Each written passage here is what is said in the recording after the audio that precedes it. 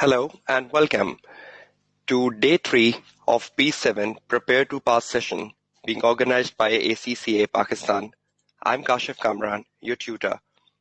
The agenda of day 3 is to focus on the block 3 of the syllabus, which is evidence.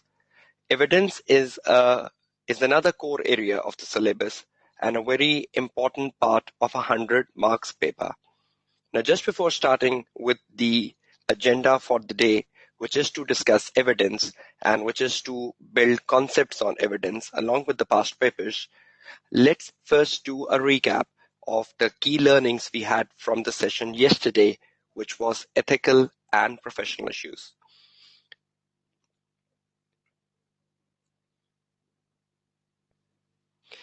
Now, in the session yesterday, where the focus was on the ethical and professional issues, there were numerous queries from the attendees of the webinar. To a certain extent, they were very clear about identifying the ethical and professional issues, but even post-webinar, I kept getting queries from students over the WhatsApp group about some issues they had about ethical and professional issues. So I want to make things clear within the first 10 minutes. I need to emphasize on the key learning from the topic yesterday and then moving on to the topic for the day 3 today. Now, in terms of the topic yesterday, where our focus was on ethical and professional issues, let's first make a quick key learning on the ethical issues. Now, I did told you yesterday that ethical issues alone can come in the question number 1 of P7, where the examiner would only ask you to identify and explain the ethical issues and also recommend the safeguards or also to recommend the actions. Apart from that, the ethical issues can even be part of a question which contains professional issues. That is the broader question. So a question might ask you, identify and explain the ethical and professional issues. That was a broader question. And I did justify that most of the time when ethics comes with professional together, it is either part of the question 2, which is the mandatory question, or then it is part of the question 4, which is an optional question. Now, when we look at the ethical issues, whether it is coming alone or the ethical issues is coming as part of the question 2 or question 4 with the professional issues, a student should know that ethical issues are what?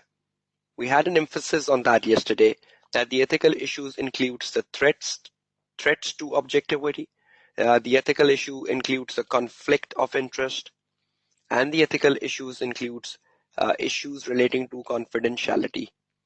Now, you have to find the ethical issues from the case. Now, the ethical issues gives you a score of 1.5 marks for every issue. Now, when I say every issue, that means if you're identifying self-review, then self-review is one issue. If you identify self-interest, then self-interest is another issue. If you find advocacy, then advocacy is another issue. So every issue or every threat or every conflict of interest will give you 1.5 marks. Now, when you write an issue, when you write an ethical issue, it is binding on you to write a safeguard.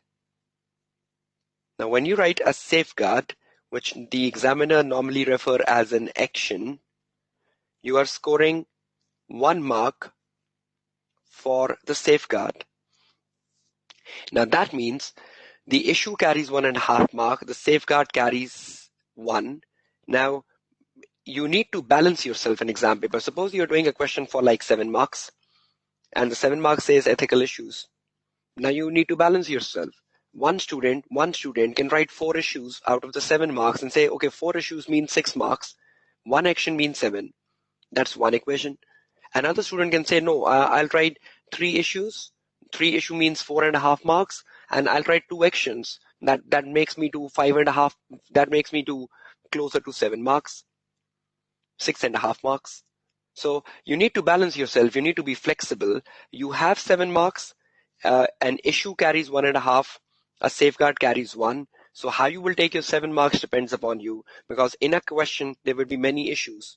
You can identify, if you identify all of them, you might go even in excess of the marks. So you have to be focused on issues and safeguards. And yesterday my terminology was very clear. The ethical issues are like threats. The ethical issues are like conflicts. They are like confidentialities. So more or less the tone of the ethical issue is it's like a threat. So threat is something negative. It's like criticizable. That is an issue. That is an issue which goes into the negative context. I hope you're clear with the key learnings on the ethical issues, whether that is in the first question or whether that is in the question 2 or in the question 4. I need a quick feedback from the attendees of the webinar. I hope you are clear on ethical issues before I move to the key learnings from professional issues. Okay, there's a question from Qasim Abdul Rashid. If I only write issues for 7 marks without safeguard, yes, that itself is fine. Examiner has no such thing in the marking scheme that if you don't write actions, or examiner has no such thing in the marking scheme that certain number of marks are allocated for action. So examiner says, whatever you write, you get marks, but he does not makes a scope limitation that this marks is for action, this marks is for safeguard or for issue. So I think you're flexible on that, Qasim Abdul Rashid. You can go ahead with what you are suggesting. If every one of you are clear, the participants, I'm moving to the next one, which is to discuss the professional issues. Now, yesterday, from the ethical side, when we move to the professional side, professional issues or professional matters, both are interchangeable. Now, when the examiner asks you professional issues and matters, we did had an exercise yesterday, which where I split the professional issues into 3 parts. That the professional issues includes quality control issues. The professional issue includes commercial factors, and the professional issue includes professional behavior. I hope all of you remember that, and all of you have revised your lecture yesterday. Okay, now once you know what's the breakdown of the professional issues, either it's quality, either it's commercial, or it's professional behavior, then obviously you need to look at the case and you need to see, are they present in the case? Are they present in the case? If they are, then you need to write them. Now, I think something which I justified towards the end of the webinar, and something where I got most of the questions from the student, professional issue can be something in the case. In the case, that could be something positive. Positive means that in the case, that could be something being done right. Suppose the question says, is, as we were discussing yesterday, that one of the partner is a qualified actuary. Now, that was something so supportive, that the partner is a qualified actuary means he has competence. Or if I say, for example, the audit started with adequate planning. Now, if I say the audit started with adequate planning, that means that's so good. Audit should start with adequate planning. So that is the right thing. So if something is right and that's given in the case, support it, appreciate it. You need to say, yes, the audit should start with adequate planning, and in the case, the audit is starting with adequate planning. That means the audit team or the audit partner is fully aware of the responsibilities that the audit should start with planning. So support and appreciate, and you take 1.5 marks. There is nothing wrong with it, right? So when there is nothing wrong, you cannot write an action. You cannot write a recommendation for something which is right. So when you're reading the case, there might be so many things in the case which will go on the right track, and you will think, why that is an issue? Please broaden your definition of issue. Issue is something positive or negative in the case study. When you think something is right, the assessor wants your support for right, or the assessor wants your justification for right. The assessor is testing your knowledge. He's testing your knowledge that, do you know this is right? So he wants an answer from you. Do you know this is right? And you justify the assessor. Yes, I know this is right. And why? Okay. Now in the case, there could be something negative as well. Like we did so many examples yesterday. The junior working on going concern was such a negative thing. The junior, the manager asked the junior to use a judgmental sample, or the manager asked the junior to review each other work. Now, obviously, that was something which all of you picked yesterday. That is something wrong. So that means you will criticize it. That you will criticize and you will tell assessor this is wrong. And if it is wrong, then you need to tell what is the recommendation, what is the action, what should be done in future. So when you think something is wrong, you're taking 1.5 marks, and when you write in the action, you take 1. So if I am attempting a case which says ethical and professional issues, and I have 7 marks, in a case I can find a threat, I score 1.5 mark. In a case, I can find something happening favorable, I score another 1.5 mark. In the case, I found that the junior was working on going concern, I will criticize the junior and I'll take another 1.5 mark. Now see where I'm standing. After the 7 marks, I'm standing at 4.5 marks. I wrote 1 threat. I wrote 1 positive thing. I wrote 1 negative thing, that the junior was working on going concern. Now, if the junior was working on going concern, I have to tell examiner that the junior can't work on going concern because going concern is a risky area. And I take another 1 mark. So that becomes 4.5, then another 1 mark, 5.5. Then I wrote a threat, self-review threat. Self-review threat, I wrote a safeguard. I should use different teams. See, my marks have gone up to 6.5. So you need to balance. That's been something I've been repeating from day 1, day 2, today is the day 3, that involve yourself in the case, see the number of marks, and then see what you have to do. Because you need to take the marks and you are flexible on that. The examiner will never say, out of the 7 marks, 4 marks is for issues, 3 marks is for action. Examiner will never say that. The examiner has never said that in the marking scheme. Examiner never gives you a blocked marking scheme. He gives you an open, flexible marking scheme. He wants you to be a manager in the case study, and he wants you to take your own decisions. P7 is all about taking your decisions. You are a manager. You need to do justice with manager, position of manager, and you need to come out good with that. So again and again, I'm repeating the same point. Involve yourself in the case. Involve yourself in the case. The more you involve in the case, you will identify so many things in the case study. Some will be on the positive side. The examiner wants you to tell why it is positive. Examiner wants you to tell why audit starts with planning. So if audit starts with planning, that is so good. But the examiner wants you to justify why it starts with planning. So you have to tell, if the audit starts with planning, things will be executed well. The audit will be completed on time, and so on and so forth.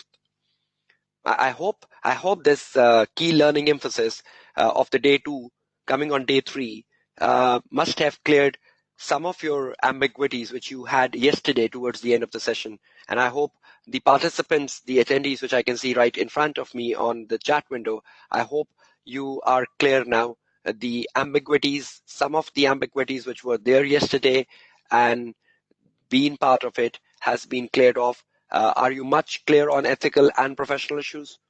Will you now involve yourself in ethical and professional issues? And will you bring the best results of it? Please look at the case, look at the case, look at the case. Okay, now just before starting on with evidence, which is the agenda for day 3, let me first take a quick look at the questions coming on the chat window for 5 minutes. Sonia Abdullah, if it is written to write actions as well, so is it necessary to write actions, right? Yes, obviously, when the question asks you to write actions, you need to write actions, and actions obviously would be written for something which is wrong, which is criticizable, so you need to write actions. Farooq Maqsood, sir, in the last time, examiner put a whole focus on quality control in question 2. Yes, obviously. Then you need to find all quality control problems. You need to emphasize on the examiner article, which I recommended you yesterday on quality control. You need to know what quality control issues are: lack of planning, lack of direction, lack of supervision, the junior working on a wrong area, the manager didn't review the work. So you need to know the examples coming from the lecture yesterday to attempt a full question on quality control. So that's something unusual. Farooq Maqsood, examiner can do that. I totally agree with the way the examiner said the question. Sam Joy, sir, commercial aspects from business perspective for auditor, or commercial aspects from obviously the audit firm perspective. The audit firm earn income. So Sam, you need to consider the commercial aspect from the view of the audit firm, not from the individual auditor, but from the broader view of the audit firm. Okay, Ifran Jum, sir, please explain the fees issue point from the Renoir company. I think in the Renoir company, the fees was outstanding, and you need to recover the outstanding fees. Yes, outstanding fees is a self-interest. Outstanding fees is even an intimidation threat. So I think the partner called the director to tell him that the fees is outstanding. So that means the partner was aware that he needs to recover the fees. So I would appreciate the partner that he called the director and he tell the director that the fees is outstanding, so on and so forth. Bilal Qureshi, should we write safeguards beneath every ethical issue, or we should make a list of safeguards at the end? No, never put safeguards in the end. Wherever you write an issue, write the safeguard together. Well, don't make a presentation where you write issues first and actions after. That is too childish way of presenting the answer. The better way of presenting the answer is when you write an issue, write the action together. So issue and action goes together in one paragraph. Is it compulsory to write safeguards if it is not mentioned in the requirement? Yes, Sharmila Siddiqui, it is compulsory to write safeguards even if it is not recommended in the requirement. Simon Mazhar, when looking at the ethical issue on accepting a new client, do we consider all 5 of the ethical threats, or we consider just the threats of self-review, self-interest, and advocacy? Simon, yes, obviously you will focus on the threats which are present in the case, even if you're accepting a new client. So accepting a new client, like a June 11 question, Wexford, you will focus on the threats present in the case. You will not write any journal threats. You will not write any rote learn threats. How we reduce the fees? How we reduce the fees? Ifra Anjum, I'm not getting that. Can you post that on the WhatsApp group properly? Okay. I hope any questions remaining unaddressed from the topic yesterday, because I need to move to the topic 3. I hope you have a clear picture of ethical and professional issues. Keep practicing, because practice will mean success. If you practice less, you cannot be assured of your success in P7. So please ensure that you practice a lot. At least practice the last 5 attempts ethical and professional issues. At least practice the last 5 attempts ethical and professional issues to be good on ethical and professional issues. I hope all of you are now sound with ethical and professional issues. Is that a yes and no answer from all the attendees? Are you all sound with ethical and professional issues? Okay, Sharmila Siddiqui, please can you post your question on WhatsApp? Okay, Rafi bin Yahya, do also put that request on the WhatsApp group. I'll respond to that. Okay, fine. I'm exiting now from the key learnings from day 2. That means we are now starting with day 3. And the evidence and the focus of the day 3 is evidence and procedures. This is such an important area in P7 exams, evidence and procedures. And when you look at 100 marks paper, they are part of it. Procedures are also part of 100 marks paper. Evidence is also part of 100 marks paper. And you should know how to deal with them. You should know how to deal with procedures. You should know how to deal with evidence. And that is such a scoring opportunity if you keep your concepts crystal clear. Okay, so let's start with concept building and then the papers. I have taken 3 questions in session, and I have put 2 questions for your home assignments. No article, right? It's all about concepts, evidence, and procedures. It's a topic which comes more down from F8. So anyone who is stronger in F8 can perform well into P7 in this area, evidence and procedures. Okay, let's take a start.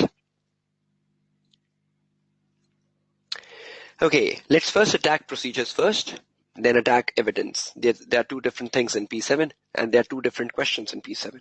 I hope you know a question on procedure comes differently. A question on evidence comes differently. Let's go one by one and start first with writing procedures. In an exam paper, the examiner normally asks a student to recommend the procedures. Even though if the examiner asks you, describe the procedure, even though if the examiner asks you to explain the procedure, right? Procedure is like a sentence. Procedure is like a statement. Procedure is like you put something in a bullet. I've seen so many students, even though you don't know what procedures are, I'll just come to that. A lot of student starts procedures in like a paragraph form. Procedures cannot be paragraph. Procedures can be like a sentence, 1.5 line, 2 lines. Procedures can be one straightforward sentence and full stop. But yes, it cannot be ambiguous. It cannot be ambiguous. One sentence, if that is perfectly clear, then that is the procedure. But a procedure cannot be ambiguous. Okay, procedures is part of P7, right? I'll be explaining what they are, but irrespective of describe a procedure or explain a procedure or recommend a procedure, the procedures have to be written more in like a sentence. Now, I have seen procedures coming in question 1, the 35 marks question. Normally in the part C or part D, examiner 2 gives you procedures for like 6 to 8 marks.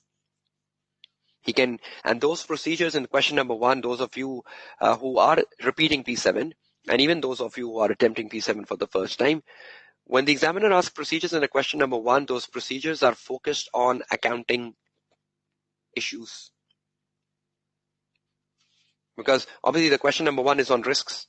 And if the question 1 is on risk, there would be so many accounting issues in the case. So examiner can pick any accounting issue, and that accounting issue then can be converted to writing procedures. So the marking scheme is 1 mark per procedure. Okay, now the procedures can be on anything, right? Procedures, even there is a topic coming tomorrow on day 4, prospective financial information, forensic audit. Procedures can come anywhere in P7, right? But whenever the examiner says write procedures, you should know how much. 1 mark per procedure. So what would you look at? You would look at your number of marks. And when you look at your number of marks, you know how much procedures I should be writing in exam paper. So 1 mark per procedure.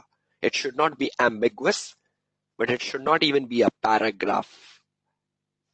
Right, so that these are journal rules for writing a procedure in P7, irrespective of the topic or irrespective of the question which comes on procedure. Right, now let's see what procedures are. Is everyone clear so far on the first emphasis of procedure, that procedure is to recommend or to describe or to explain, goes in the same manner. Procedures is 1 mark per procedure, and so on and so forth. Yes, Muhammad Umar, procedure starts with verb perfectly. I'm just coming to that. Procedures start with verb, but I just want to make the marking scheme clear. I hope everyone is clear with the introduction to writing procedures. Okay, now let's see what exactly is to be done.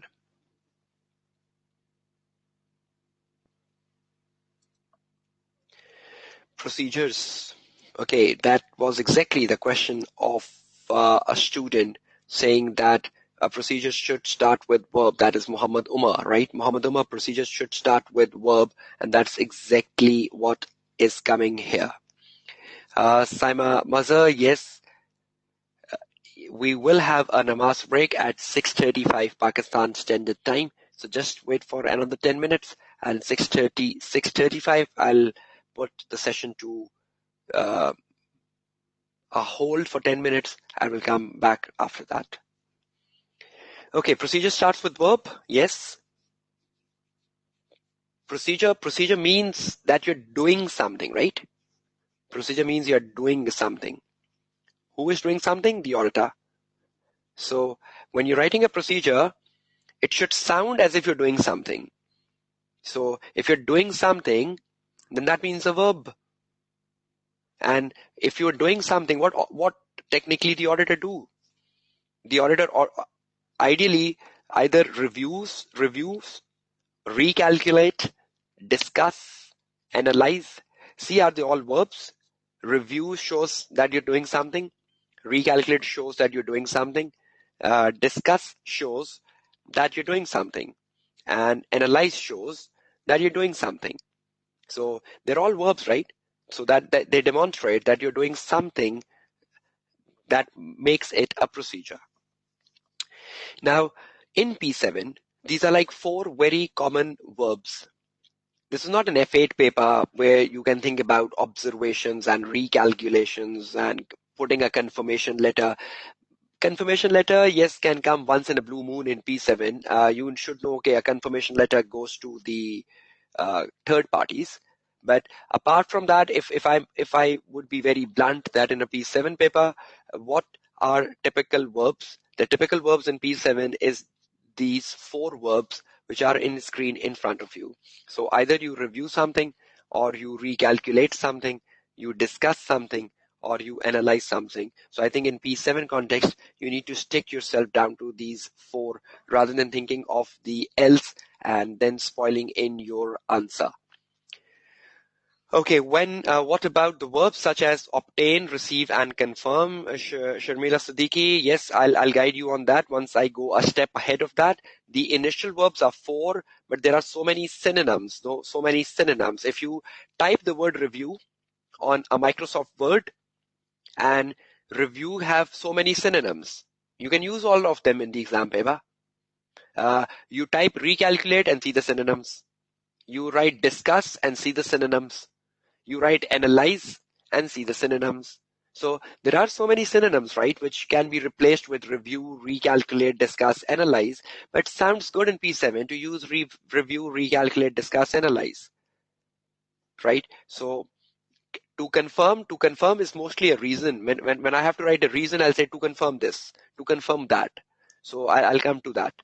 Sharmila Siddiqui. Ehsan Khan, can I use agree and verify as a verb? Yes, agree and verify can be used as verb. No doubt about that. Confirm can be used as a verb, but let's hold that, Ehsan Khan and Sharmila Siddiqui, for the practice session to start, where I'll write the procedure so you can judge, confirm, verify, agree. Can that all be used in? But is everyone clear with these 4 action verbs? Review, recalculate, discuss, analyze. And this sounds like if the auditor is doing something. Is everyone clear with that? 4 yes and no answers quickly from the panel, from the attendees. Okay, so now let's go one quick step ahead before the prayer breaks. When I say review something, basically what we review is documents. I can say review the board minutes. I can say review the cash books. I can say review the bank statement. I can say review the loan agreement. I can say review the lease agreement. I can say review a correspondence with the supplier. Review is like a document, right? Whether you review a document, you review an agreement, you review a policy, you review a bank statement, something like that. So review, the rule of thumb with review is that you're reviewing documents, and documents are so important in the audit. Abdul Manan, discuss what, analyze what, discuss what. Yes, I'm coming to that, Abdul Manan. Discuss what, obviously, that would be the case study. What are you discussing? Obviously, you have to discuss with management something which is given in the case study. Analyze what? Obviously, you analyze the numbers. So just have patience on that, Abdul Manan. I'm coming to that. Discuss what, analyze what, discuss what, because obviously that is what I'm doing currently. What is the difference between a procedure and evidence? Asim Iqbal, you need to hold your patience. We are currently into procedures. After procedures, we'll go down to evidence. First procedures, then evidence. Then only you can understand the difference. If I do them together, you will not understand the difference, Asim Iqbal. Okay, so review the documents, right? Review the documents. So the rule of thumb with review is that you look at the documents. Okay, now just before getting to what you recalculate, what you discuss, what you analyze, so that the query of Abdul Manan can be answered. I hope, Abdul Manan, you're getting my point. I am coming down to that, and so on and so forth. Okay. We are just taking now a namaz break. The prayer breaks.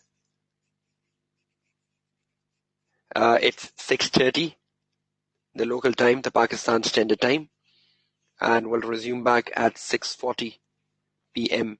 Pakistan Standard Time. So we have a prayer break, right? And I'll be back in 10 minutes.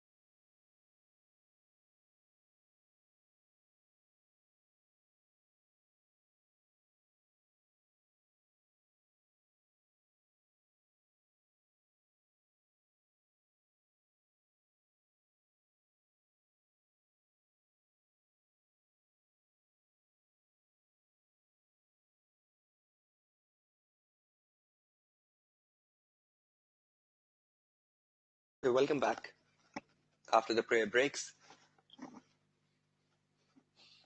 Okay, let's resume where we were, audit procedures. Now, my point of view with procedures were that procedures needs to start with something which demonstrate that you're doing something. Review is the document. Now just before getting ahead, Abdul Manan was saying discuss what, analyze what. So I just told you to hold on that because obviously that's coming later into the topic. Obviously, I need to tell you what you are discussing and what you are analyzing. And I hope you should be knowing, Abdul Manan, if you are going for repeating P7, that what you analyze and what you discuss. Aksa Zahid was asking additional information, procedures and evidence, are they the same thing? Yes, that's part of my webinar today. I will be splitting them one by one. So first the procedures, then the evidence, and then the additional information so that you have a very clear picture of what the three looks like in P7. Asim Iqbal, what is the difference between evidence and procedure? Obviously, that's my agenda. First procedures, then evidence, so that you know the segregation. If I do both of them together, you will be confused. I hope I've answered you, Abdul Manan, Aksa Zahid, and Asim Iqbal. Now, moving ahead. Okay, recalculate. Obviously, you recalculate numbers, like you can recalculate the deferred tax, you can recalculate depreciation, you can recalculate the finance cost. So auditor can do the recalculation, right? He can do the recalculation of the deferred tax. The auditor can do the recalculation of the finance cost. The auditor can do the recalculation of the depreciation. Discuss, inquire. You discuss with management, right? There might be so many things in the case you might need to discuss with management. You might need to discuss with management their estimations. You might need to discuss management what are basis of estimations. You might even discuss with management anything which they are doing wrong in the case. So to ask the justification, why are they doing so? So anything which you think can be discussed with management, anything you think in the case is blur, and I should ask the management, discuss with the management, or discuss with the audit committee to get a better justification. There might be a point of view of the management in the case, and you think the point of view is not very clear. So I would discuss with the management their point of view so that I can have a basis or a justification of their point of view. Analyze. Obviously, you analyze trends, analyze typical analytical procedures, right? So you analyze the trends, you analyze the ratios, you analyze the comparison current year with the last year. Obviously, analyze to help you with identifying is whether something is increasing or whether something is decreasing. So analyzing is not more about it is the analytical procedure. So analytical procedure means to identify the trends, to identify the ratios, to identify the comparisons. So you should know what each procedure do basically. If you know what each procedure do, you can realistically link that down with exam paper. Sir, will you cover due diligence and PFI in this webinar? Sheikh Tariq, yes, PFI is tomorrow. Due diligence is not important for March 18. It just came down in September 17 exams, so have no focus.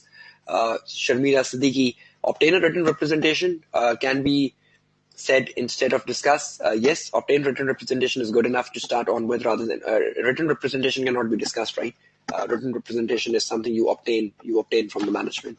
Perfectly with that. So would you give us your tips for March 18 exams at the end of the webinar? Yes, on Saturday. Saturday is a very exclusive day for guiding you how to attempt 100 marks paper, how to balance time, what should be done first and after.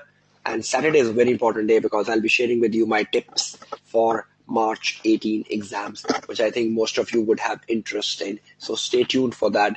Sadia Juma and Bilal Qureshi. Wait for Saturday.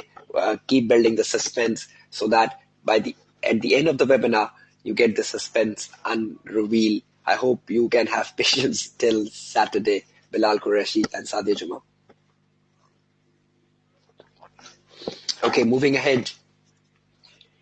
Discuss and inquire is same. They are synonyms. Muhammad Azim should have some common sense. If you type discuss on Microsoft Word and look at the synonym, it will say inquire. You type inquire and look at the synonyms, it says discuss. Discuss and inquire, I've put them in slash. Slash means this or that.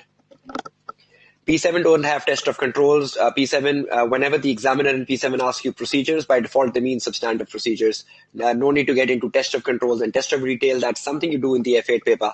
No sense of that in P7. P7 procedures means substantive procedures. Whether they are analytical procedures or they are review, recalculate, discuss, would not make any difference. Please, what are timings of the Saturday class? You need to get that done by the ACCA panel. What are timings for Saturday class? Okay, I'm moving ahead of procedures now. I hope everyone is clear with the 4 verbs. And I hope everyone knows what exactly is to be done with the 4 verbs. Review, recalculate, discuss, and analyze. For procedures, will we have to do analytical procedures like ratios? No, Sadia Juma. You will simply say analyze the receivable days, or you will simply say analyze the inventory days if that is in the case study. But you will not start writing, you will not start defining the ratios. That's not the need of a procedure question. That's only the need of a risk question.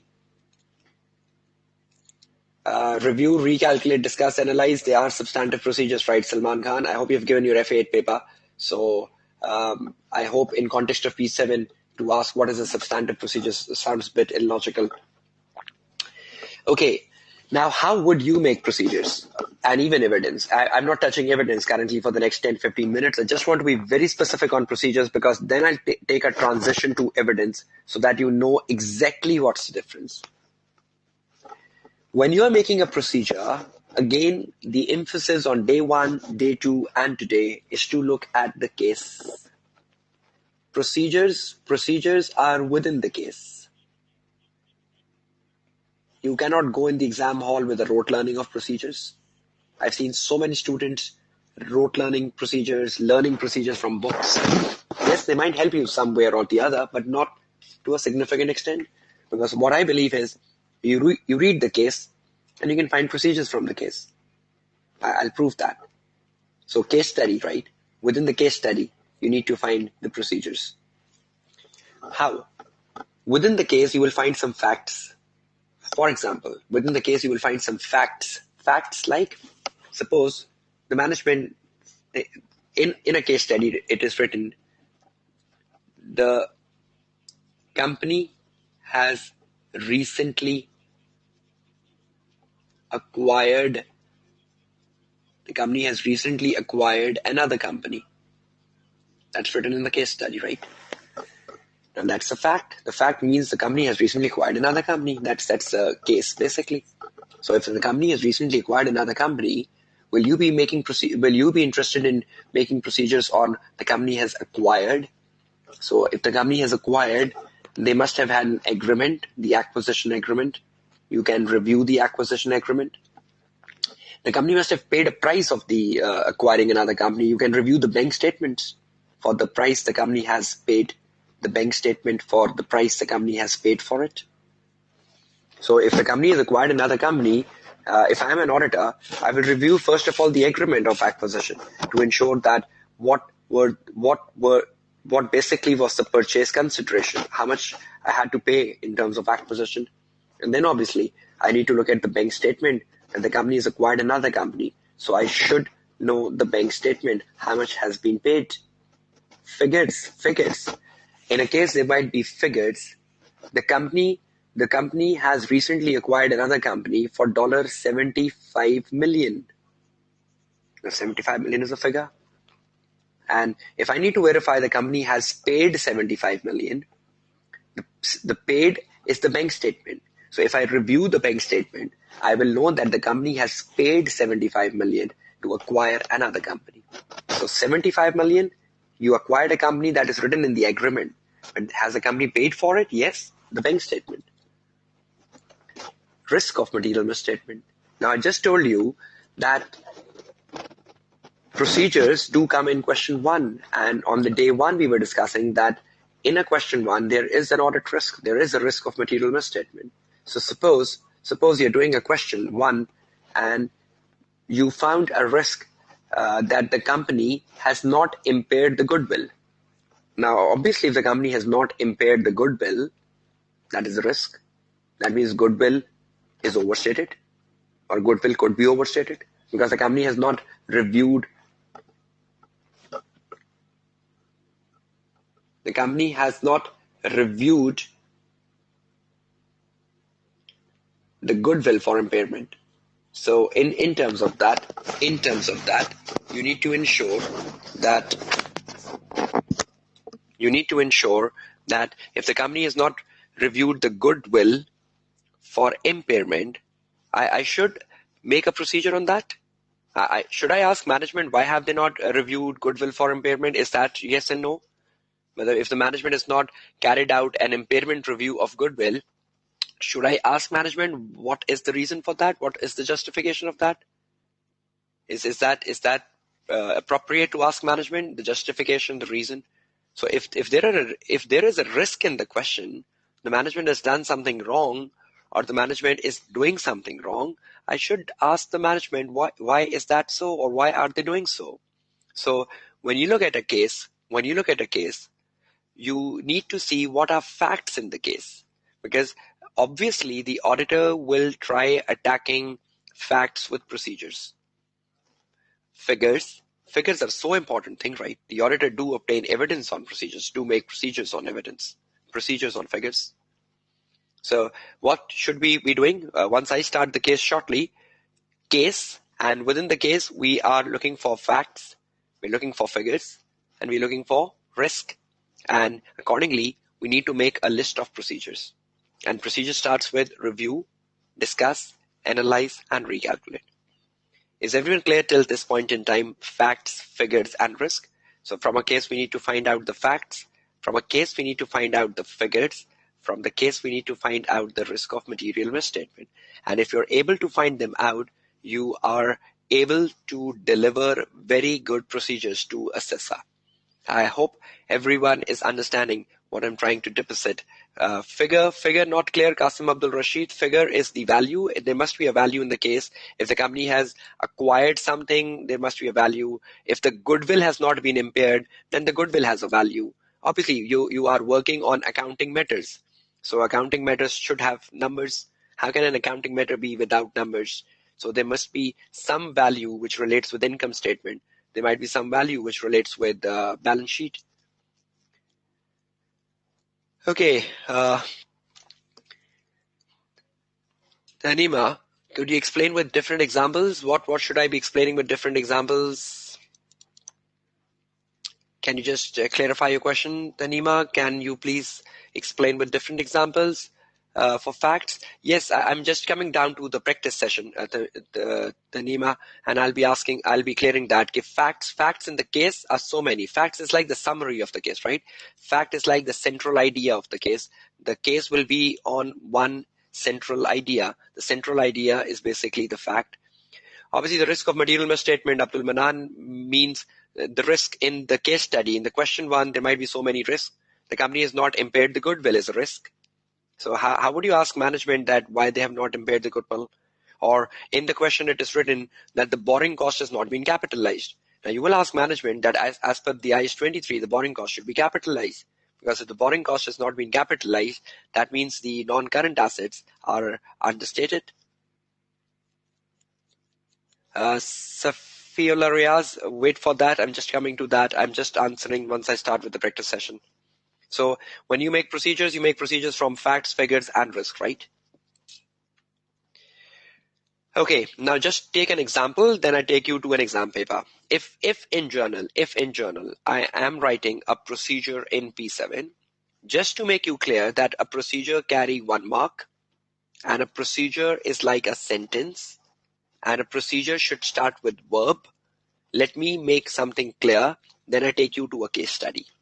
Now, I have just given you that a procedure carry 1 mark, right? And a procedure has to start with verb. And how many verbs? 4 verbs, right? So when you look at a procedure, see how I had made procedures here? It says review the board minutes. Why? Confirming the approval of the cold comfort brand. Your procedure should have a reason, because if you are doing something, you are doing it for a certain objective. Objective is your reason. So if I say review the board minutes and I put a full stop, is that not a blank statement? Review the board minutes, full stop. Should not I ask myself that why am I reviewing the board minutes? So review the board minutes, confirming I need to write the reason after. Discuss with management the basis used to determine the useful life of the cold comfort brand. So if I'm discussing something with management, I should know what am I discussing. So what am I discussing? I'm discussing the basis used to determine the useful life. Then I recalculate the amortization. Full stop, no. I recalculate the amortization. Why? To ensure it is accurate, to confirm it's accurate.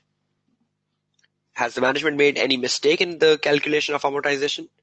No, because I recalculated the amortization to confirm it's accurately. Analyze the increase in work in progress. See, that is an analytical procedure. Analyze the increase in work in progress. And if I analyze the increase in work in progress, now obviously the reason of increase has to come from the management. So when I say analyze the increase in work in progress, I should discuss reason with management for such increase to confirm its reasonableness. I hope you should remember this rule of thumb in P7. Then whenever you analyze something, you will find something increasing or decreasing, right? So the justification of that increase and decrease is discuss reasons with management. See all my 4 procedures. Were they all starting with verbs? Yes or no? Were they all starting with verbs? The attendees, I need your participation, your enthusiasm. Are all the 4 procedures starting with verbs? And does all the 4 procedures have the reason? Why are you doing it? If I say review, then why am I reviewing? If I say discuss, then why am I discussing? If I say recalculate, then why am I recalculating? If I say analyze, then why am I analyzing? So it's 1 mark, but it's not procedure, it's also the reason. If you only write a procedure, not a reason, you will take 0.5 marks. So if you write a procedure and you write a reason, that will take 1 mark. Right? And remember, if you only write procedure, that will take 0.5 marks. So see the tone of writing procedure. That is exactly what I want to show you through this slide. That is the way of presenting them. Can you see those bullets and sentences? Is there any paragraphing? For procedures? Not at all. So you need to ensure they're written in sentences. They are written in like bullets, but they should not be ambiguous. They should be clear. That means it should have a reason. Cutting and grammar mistakes account? No. Bilal Ahmed, ACCA is a global qualification. The grammar and spelling mistakes do not count into your passing and failing. But obviously, being a professional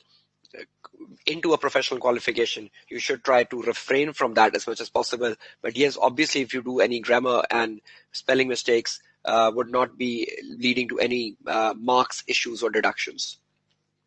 Yes, we need to write 6 sentences. Sharmila Siddiqui, if 6 marks question means 6 sentences, right? Okay, now let's do an exercise.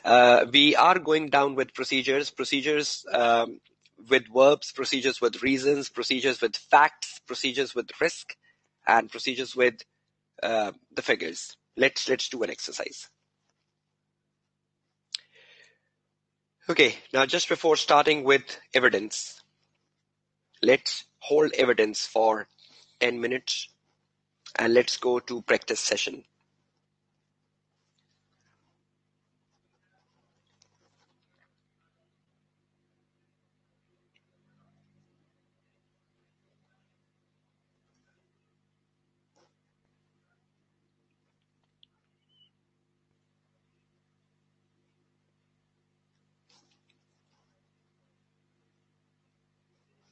Okay, if I just go to the day one of the risk where I had a question paper given to you, if you even don't have it currently, don't be worried about it. You can see it on the screen, though that was shared with you on the day one.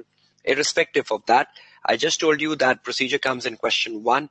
Let's go down and see. See this one. December 14.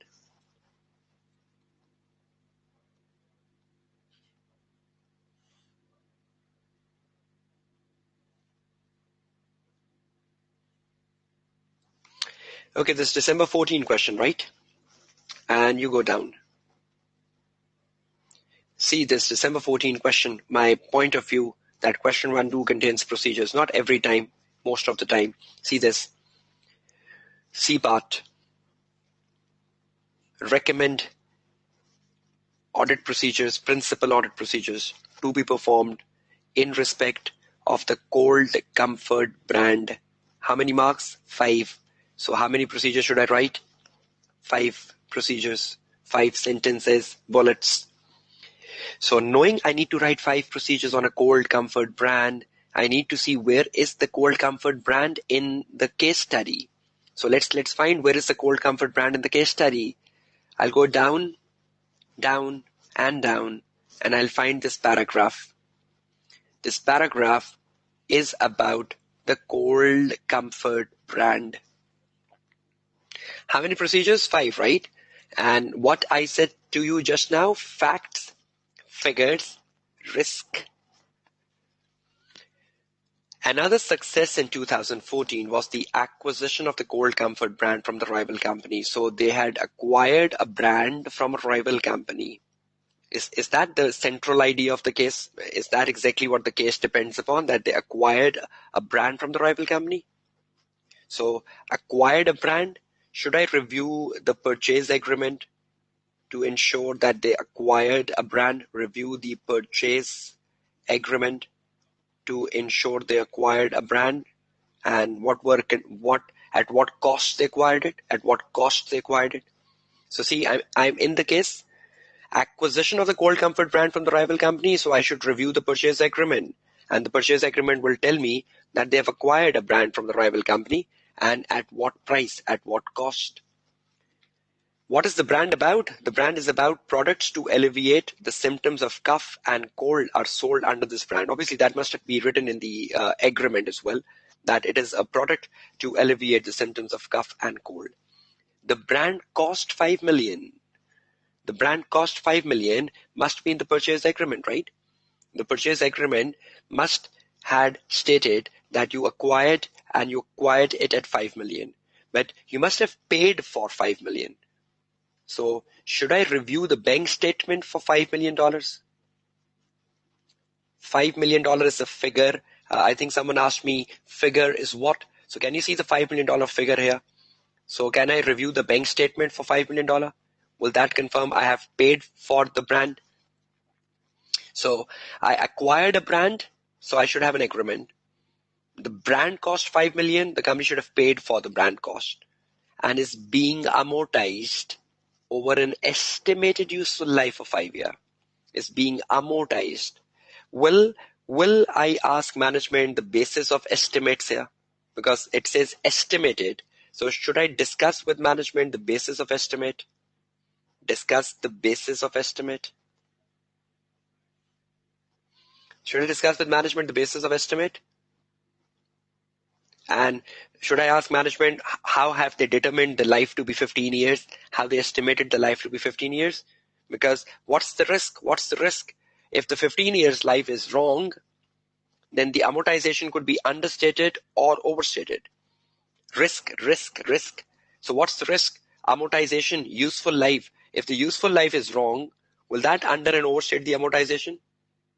Right? So should we recalculate the amortization once we know the bases are right? Should we recalculate the amortization once we know the bases are right after discussing with management? So recalculate the amortization, right? So see, were we in the case study? Were we in the case? We discussed the useful life. The cost was reviewed to the bank statement. The brand you acquired was reviewed to the purchase agreement. and you recalculate the amortization. And what was the risk? The risk was the amortization. So you recalculated the amortization for addressing the risk. Now, obviously, when the company acquired a brand from the rival company, there must have been an approval from the board minutes. This is something very important. If the company takes a decision to sell something, to buy something, all such decisions should have board minutes. Everyone agrees with that? If the company buys something, if the company sells something, those need board minutes. So should I say review the board minutes to confirm the approval of the acquisition? Review the board minutes for the approval of the acquisition?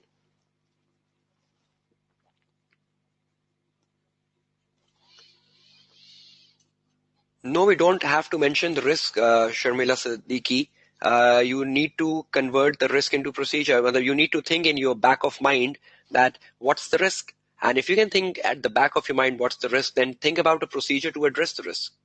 You don't need to write risk, right? Though this question contains risk and that is a separate requirement for separate marks, you must have written risk in that requirement. But when you're writing procedures, you're just making a procedure on risk. Review bank statement to verify the $5 million spent on purchase of the brand. Is it right? Yes, Muhammad Umar, that's perfectly right. Recalculate the goodwill relating to the rival company to ensure correct goodwill has been recorded in the account. Amaduddin Mughal, we are discussing the brand. The brand has been acquired, so it's a purchase brand which needs to go down into the balance sheet as an intangible asset. So the acquired brand, we are testing the acquired brand. Is everyone clear with what I just did? Is everyone getting my mindset that you need to look at the case and how many marks, and then in the case what you should look at? The case must give you some facts. What was the fact? We acquired a brand. What was the figure? $5 million. What was the risk? Being amortized over an estimated useful life. So what was the risk? Estimated. So did we find facts, risk, and figures in the case helping us to make procedures? Please don't get confused with the facts, figures, risk. It's more about case. Involve in case. The more you involve in case, the better the answer would be. So try finding procedures from the case, irrespective of getting into the confusion of facts, figures, risk, or rather than asking me, what is the fact? No, what is the figure? No, what is the risk? I think the bottom line is case. Read the case. Everything is in the case, and try finding out in from a case what is to be done.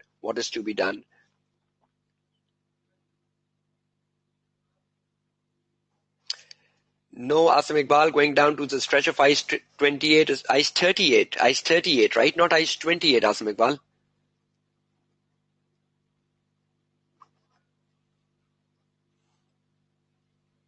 Amaduddin, you acquired a brand. The brand is an intangible asset. It brings the future economic benefit, and the cost can be reliably measured, so goes down into the intangible asset. You didn't acquire a company. Okay, let's go back to one last thing and taking one more session exercise.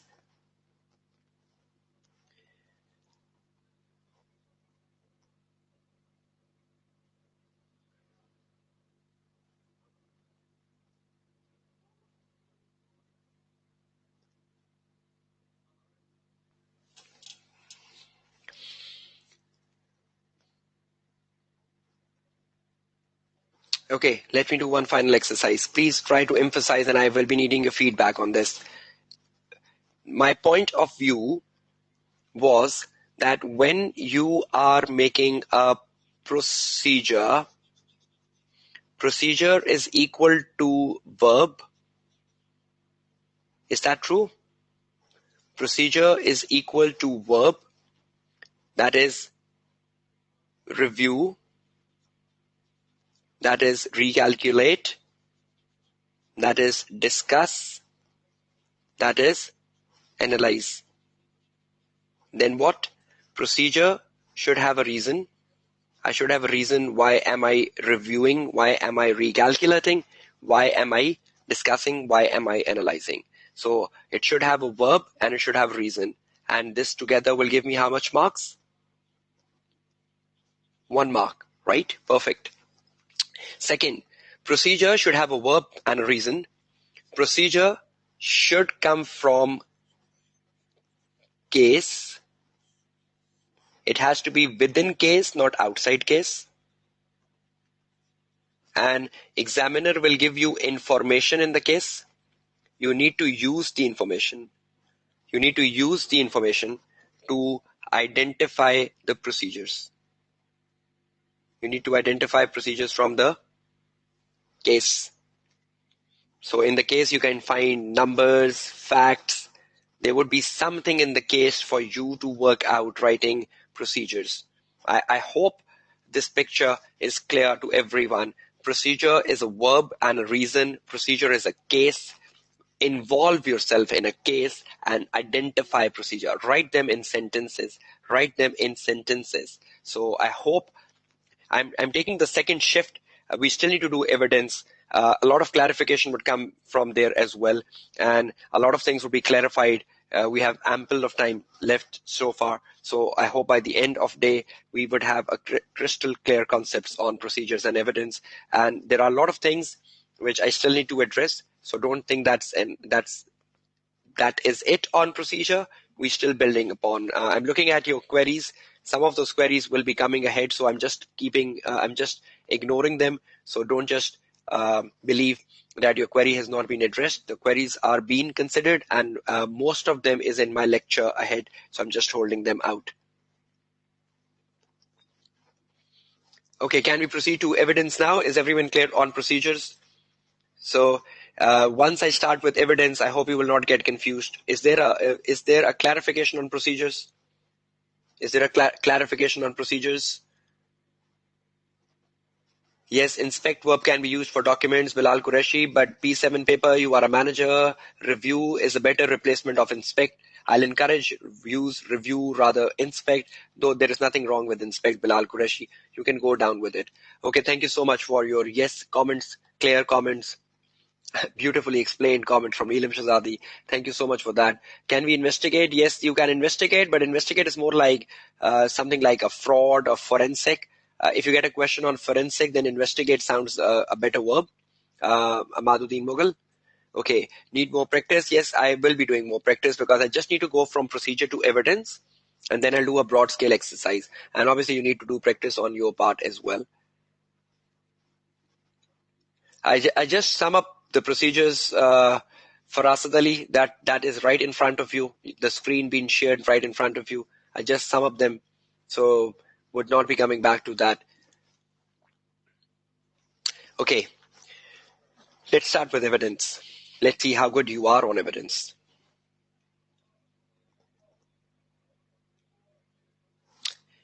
Exam requirement on evidence. Now, there are two types of questions which comes on evidence. Let me make you clear on that first.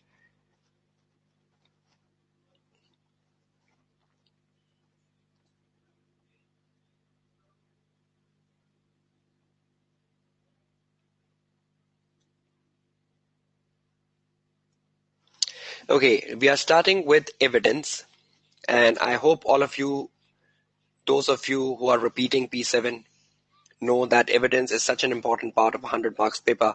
Evidence comes in a separate question, and there are two types of questions which comes on evidence, and I'm preparing you for both. There is a type 1 question which comes on evidence. There is a type 2 question which comes on evidence. The type 1 question is very common, and that is something which comes very often. And the type 2 comes after substantial gaps, but is part of P7. The type 1 question, must have seen that many times. The type 1 question, what is the examiner asking you? Requirement. It says, comment on matters. Comment on matters you should focus on. You should focus on, comma, and explain the evidence. And explain the evidence in the working paper file. And explain the evidence in working paper Explain the evidence in the working paper file. This has been a very regular feature of P7 exams. This has been a regular feature of P7 attempts in the past. So many attempts. Comment on the matters you should focus on and explain the evidence in the working paper file. There is a second question, requirement, which asks the vice versa. It asks you, comment on the sufficiency. Comment on the sufficiency and appropriateness of the evidence obtained. Comment on the sufficiency and appropriateness of evidence obtained. See the two types of questions? So type 1 is asking us what? The type 1 is asking us comment on the methods, and explain the evidence, So that means the question is asking us two things, right? First, the question is asking us to comment on the matter, number 1, and then to explain the evidence, number 2. So that means in that question I have to do two things, right? Methods and evidence. But the type 2 is telling me comment on what? Comment on the sufficiency and appropriateness of the evidence obtained. So in a question where the examiner asks you comment on the sufficiency and appropriateness of the evidence will be in the case, and you need to comment, you need to justify whether you believe the evidence gathered is sufficient or not, whether you believe the evidence gathered is appropriate or not. So that means you should know as a student, sufficiency depends upon what makes evidence sufficient. You do that in F8 paper. What makes evidence appropriate? So if you know sufficiency and appropriateness factors and what it depends upon, you will be reading a case and you can easily identify, no, the evidence is not sufficient. No, the evidence is not appropriate. So to identify the evidence obtained in the case, whether the evidence obtained is sufficient or not, you need to know what is sufficiency and what is appropriateness. I'll be doing a proper question on sufficiency and appropriateness. I think that was a question from one of the students. I'll be coming to a proper question on type 2 and a proper question on type 1. So I'll prepare you for both very appropriately within a balance of time we have. So comment on the sufficiency and appropriateness. I hope everyone knows what sufficiency and appropriateness of evidence means. I'm already looking at my screen for very good answers coming on sufficiency and appropriateness. Very good answers.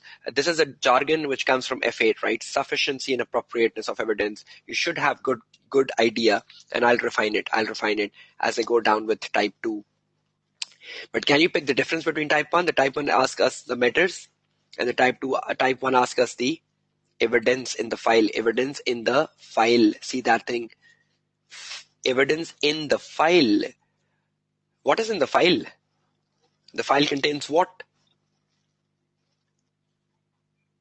Can I get quick answers? The file contains what? Yes, Amaruddin Mughal, working papers. Anyone else? What does file contains? Audit paper. Aksar Zaid. Perfect. So what else? The file contains documents. Perfect. So what the file contains? Working papers, current file, permanent files. So what's the bottom line? The file contains papers. So everything in the file will be black and white. Everything in the file will be documentary. So the examiner wants us to write evidence in the file. So what is the form of evidence in the file? The form of evidence in the file is tangible. Is that true? The form of evidence in the file is tangible. The form of evidence in the file is black and white, documentary, documents, tangible, hard, yes. So is that true? Is that true that the evidence in the file is something in black and white, something in the tangible form, something in a form of a document? Okay, that's good. That's good that most of you responding agree. I want to see more responses coming in. There is a lot of attendee panels which is not communicating very effectively. I hope you agree with my statement that the evidence in the file is something tangible. Okay, last thing, matters. When the examiner asks you comment on the matters and the question is on evidence, be very careful. When the examiner asks you comment on the matters and the question is on evidence, I'm repeating it again. When the examiner asks you comment on the matters and the question is on evidence, then what exactly matter means? The matter means exactly what you did on day one. The matter means three. Note it down with you. The matter means three. The first matter means materiality. The first matter means materiality. The first matter means materiality.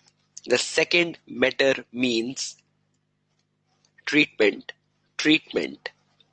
And the third matter means risk. I hope you remember the MTR. Those of you who were on day one, I hope the students who were on day one, can you remember the MTR?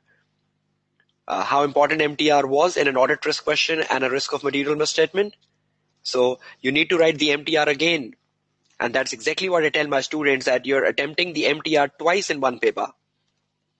You are attempting the MTR in a question 1, risk. You're attempting the MTR in a question on evidence. The M stands for materiality, Azimullah. M stands for materiality, matters. M is materiality. T is the treatment. R is the risk. So how many matters? 3 matters. Materiality, treatment, risk. Materiality, treatment, risk. So I need to know the materiality, treatment, risk. Let's do an exercise. I'm moving from this slide, taking the next one.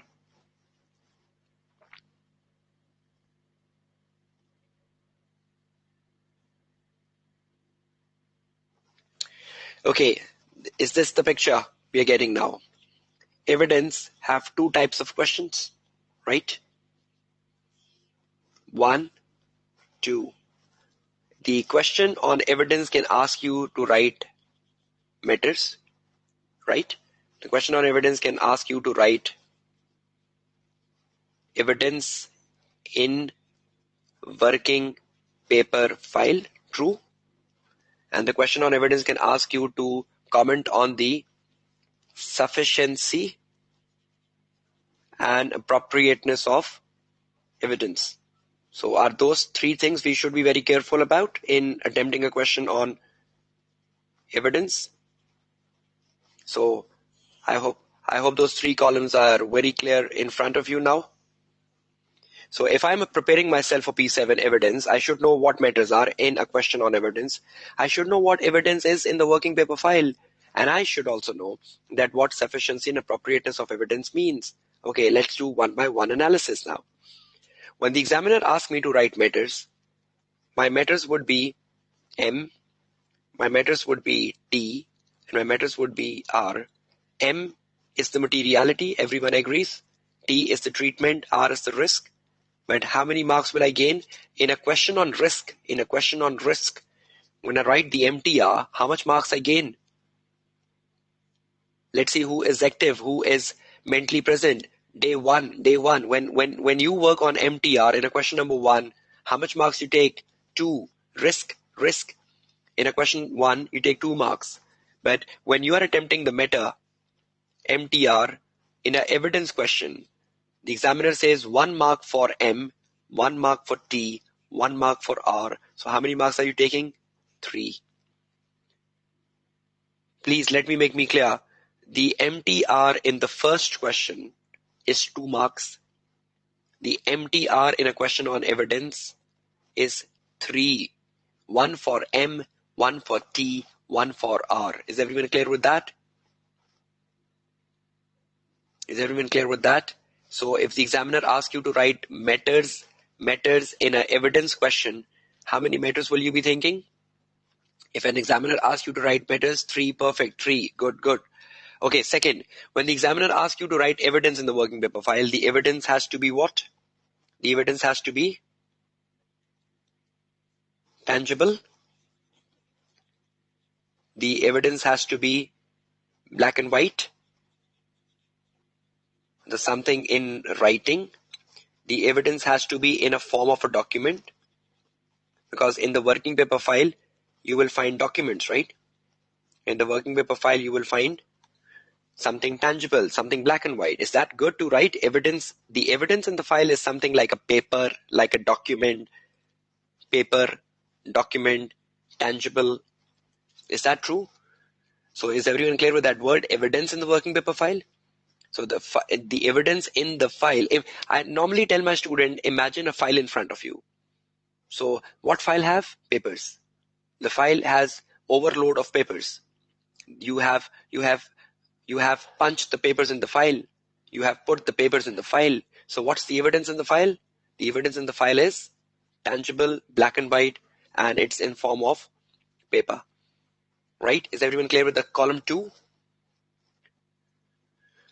Column 3, sufficiency of evidence, appropriateness of evidence. Now all of you know that sufficiency of evidence depends upon what?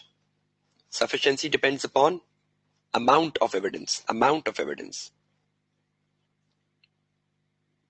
So sufficiency relates with sample size. If I reduce my sample size, will it make my evidence insufficient? If I reduce my sample size, will it make my evidence insufficient?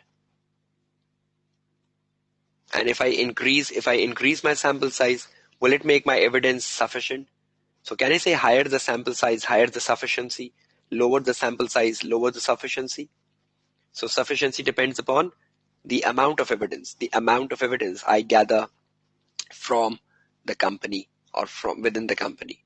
Then comes appropriate. The evidence is appropriate. That means the evidence is relevant and the evidence is reliable.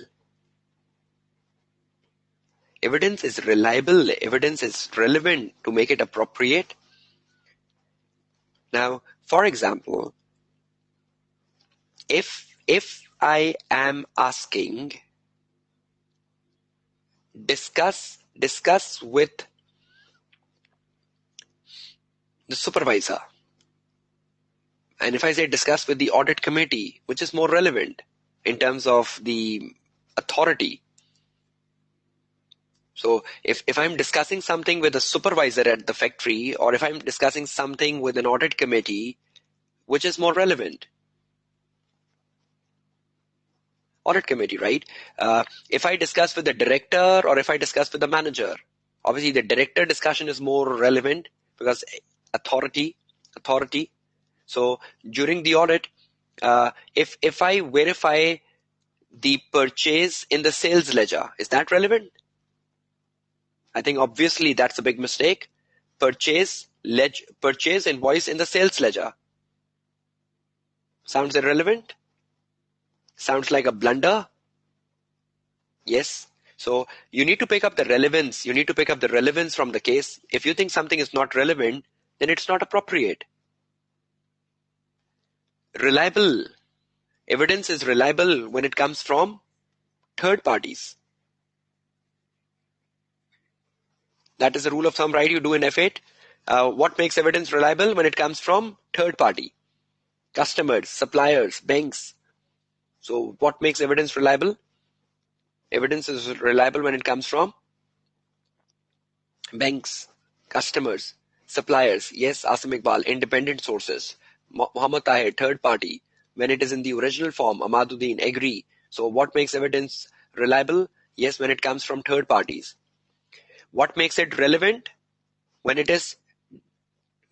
has been discussed with the right person. Tell me, if a manager is working on going concern and if the junior is working on going concern, is the manager working on going concern more relevant in terms of gathering evidence? Yes. And if the junior works on going concern, is that relevant? If the junior, no. So can we pick such statements? Can we pick such statements on common sense? I think this is natural. This is common sense. Junior works, irrelevant. Manager works, relevant. I discuss with audit committee, relevant. I discuss with the clerk, irrelevant. And what makes it reliable? What makes it reliable? The third parties. Are these three columns clear to everyone? Matters, is everyone clear with matters? Is everyone clear with evidence in the working paper file? Is everyone clear with sufficiency and appropriateness of evidence?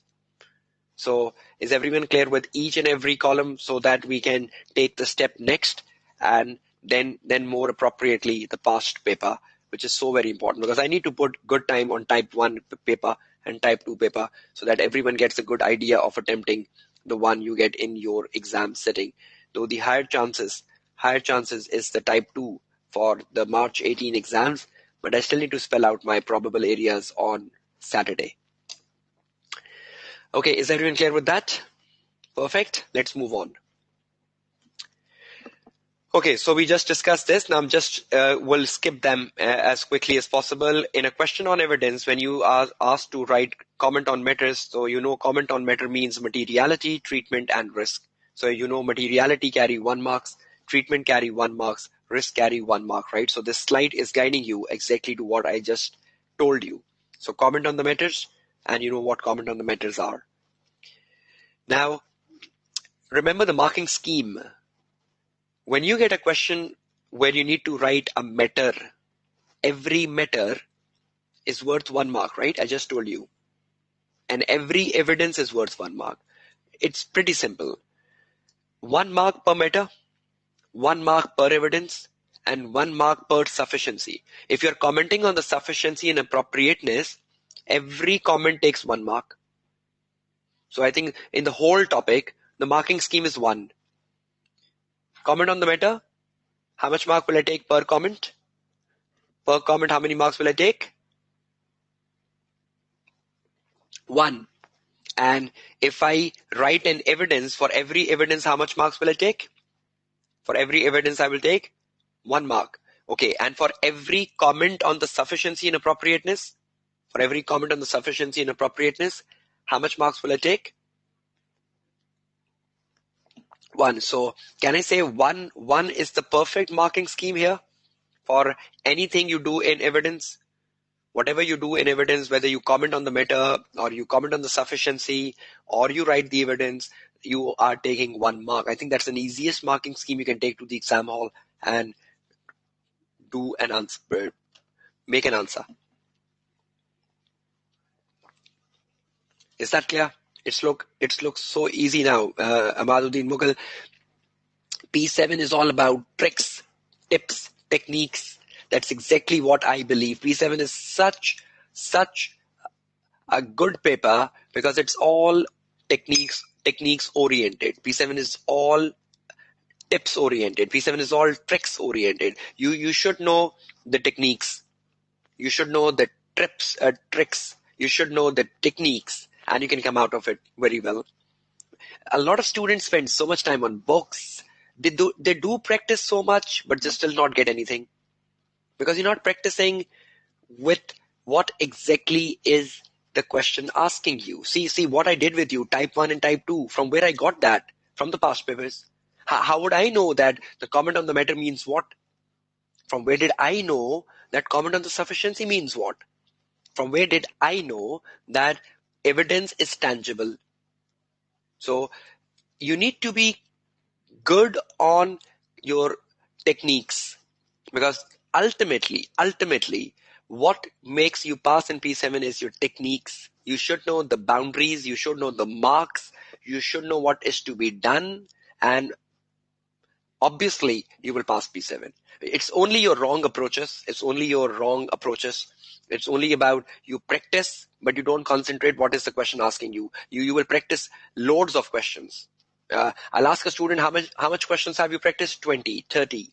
But what's the understanding? Nothing. So try making your understanding very clear, right? Try making your understanding very clear. I hope you're getting some sense developed on holding P7, though this is just the day 3. We still have a day 4 and day 5 coming tomorrow. I hope you're getting some confidence gaining since these 2.5 days, and I hope these concept gainings would be helpful in your success on the 5th of March. Exactly, you have your exam paper. So is everyone gaining confidence? Is everyone gaining confidence? Is everyone getting to know something, particularly the repeaters? Are you getting to know your weaknesses? Are you getting to know where had you been lacking in the past sessions? And where had you been going down, or what had you been doing wrong? Okay, thank you so much. Thank you so much for that. I just need to keep you enthusiastic and motivated. I hope in the last 2.5 days, I have not made you demotivated or had made a fear factor for P7.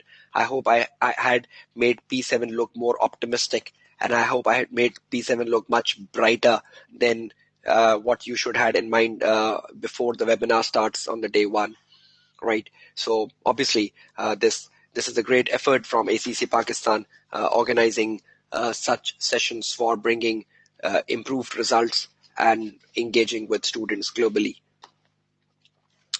Okay, moving ahead now. We are all set and prepared to tackle questions on procedures, evidence type 1, evidence type 2, and before just attacking that, one final thing. Just like a procedure, if procedure is a fact, a figure, a risk, so is the evidence. If you are attempting a question on evidence, you will look at the case again, because P7 is all about case. Again, you will look at the case. Again, you will see what are facts in the case, what are figures in the case, what are risks in the case, and you will identify what tangible thing should I write, what tangible evidence should I write. So the rule of thumb for making a procedure and making evidence is the same. Procedures start with a verb. The evidence starts with something tangible.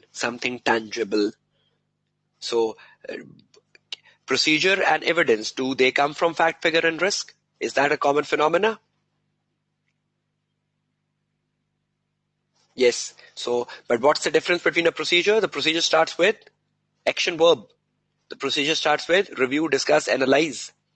And Azimullah, but tangible means paper, tangible means documentary, tangible means something on a piece of paper. File. What is in file, Azimullah? The file contains paper. Paper is tangible, right? The file contains papers. Papers can be policies. Papers can be agreements. Paper can be bank statement. Paper can be cash book. They're all papers. Something we can touch, tangible, paper. Exactly. Sumaya Hassan. Okay, so making an evidence, making a procedure, fact, figure, risk plays a crucial part. MTR plays a very crucial part. These are all mnemonics which you can carry forward to your exam hall, provided you are crystal clear on these mnemonics and you can implement them into the exam hall. Okay, now concentrate on something very important I am doing with you currently. Before I start with paper, I'll keep exactly 1 good hour for papers, half an hour each on type 1 and half an hour each on type 2, and I hope that will make you crystal clear. And tomorrow, if we are left with something, I'll put another 15-20 minutes emphasis at the start of the day for tomorrow before I take in the agenda. Okay, now listen to me something very carefully. If I am writing a procedure, and if I am writing an evidence in working paper, see the difference. If I write a procedure, I'll say, okay, I'm taking an example of the Cold Comfort brand we just did. I hope you remember that Cold Comfort brand was acquired and the cost was 5 million. I hope you remember that case, right? So you remember the Cold Comfort brand case, everyone? Let's utilize that, converting procedures to evidence. If I say review the board minutes,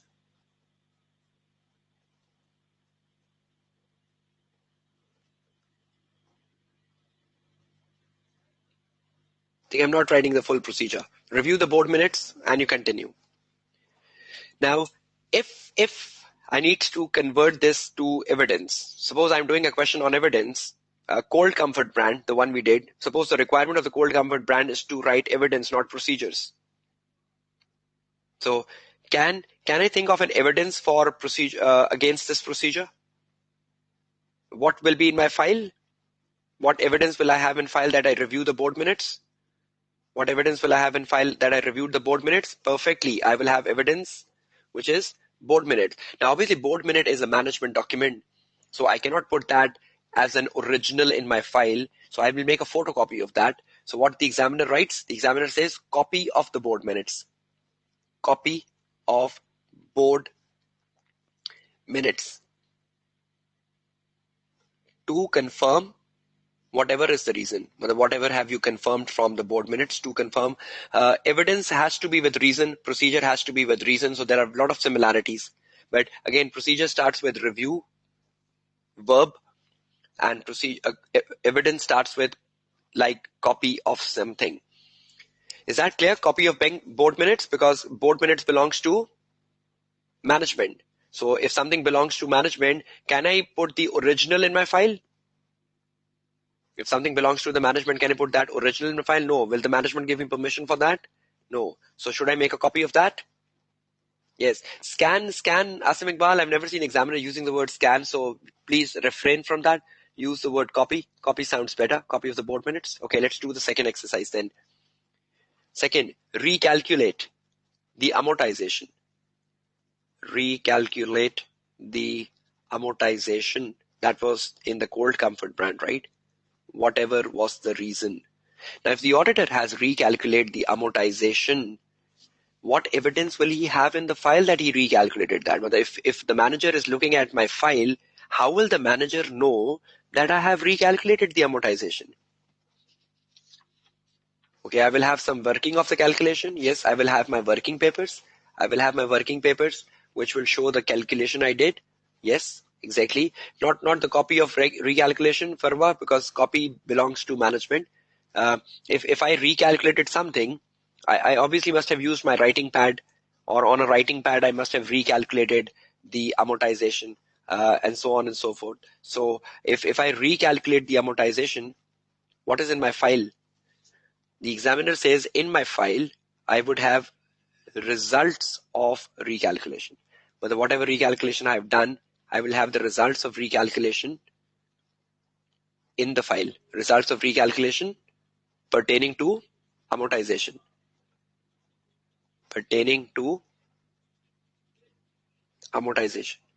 So if I recalculate something, so in my file, how will my manager know that I recalculated something? I will have my results of recalculation in my file on a piece of paper, and the results of recalculation will be in my file, which will give assurance to my manager that I recalculated the amortization. Discuss. Working, Sumaya Hassan, can we write working of amortization? Yes, that's even fine.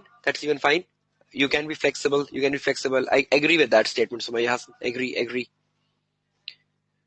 Can we just write recalculation of amortization? No, recalculation is a verb. So we need to write something before that. Results of recalculation, working of recalculation, to make it tangible, Copy of recalculation? No, because it's my document. How can I say copy of recalculation? This is not management. This is me. So if something belongs to me, how can I say copy? So yes, I think you need to stick to recalculation results rather than so many examples are coming in front of my screen now. I think better to stick with results of recalculation as the rule of thumb in exam paper. Okay, third example. Discuss with management. So if I discuss with management, that becomes a procedure, right? Because it's starting with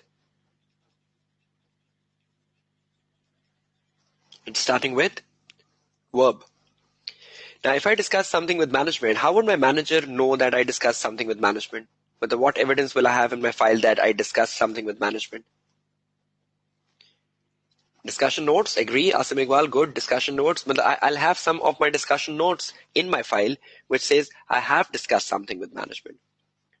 Written acknowledgement, yes, but in the context of exams, though you're giving me good answers, all the attendees, but we need to stick to some jargons for exam paper. Discuss with management, either I will have the same thing, results of discussion, because I've seen examiner doing that many times. Results of discussion, I agree that you can have notes of discussions, or you can have minutes of discussions, whatever you have discussed with management, minutes of discussions.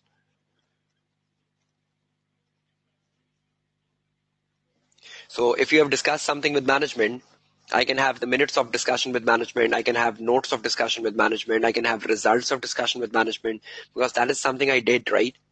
Voice recordings, no. Voice recordings, scan copies, never been used in P7, right? Please don't use that. In the digital era we are living in, that's so good. But the exam paper is on exam paper. Please don't use that. Please don't use that.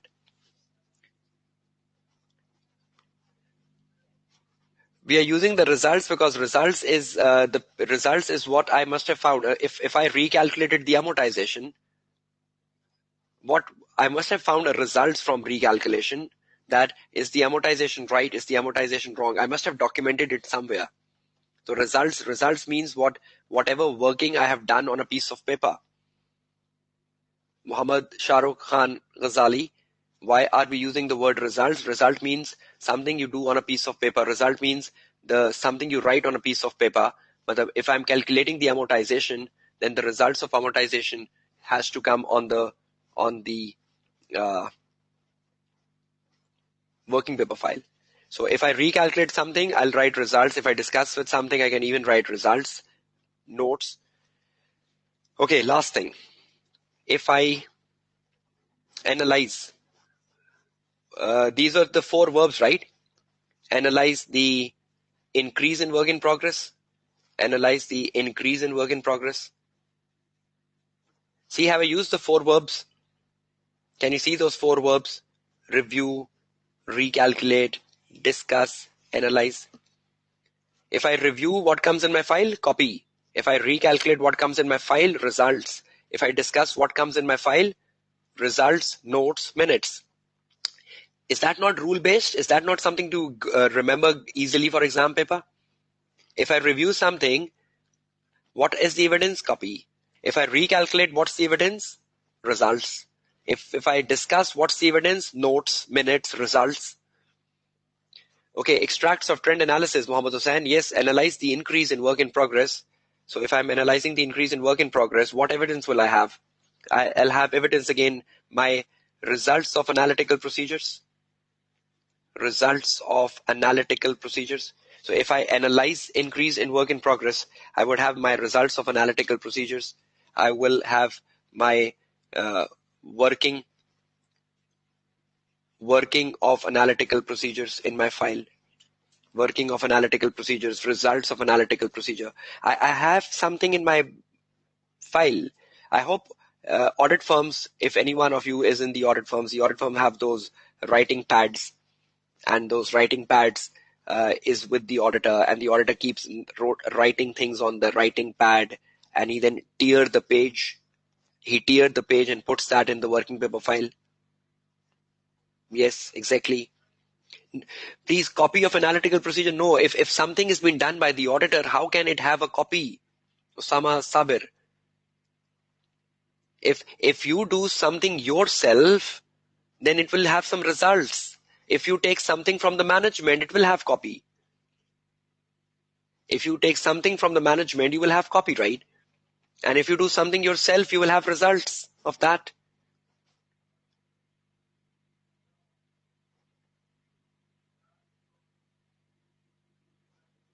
Asim Iqbal, it's unreliable in what context? Not getting your question. Please, can you clarify that?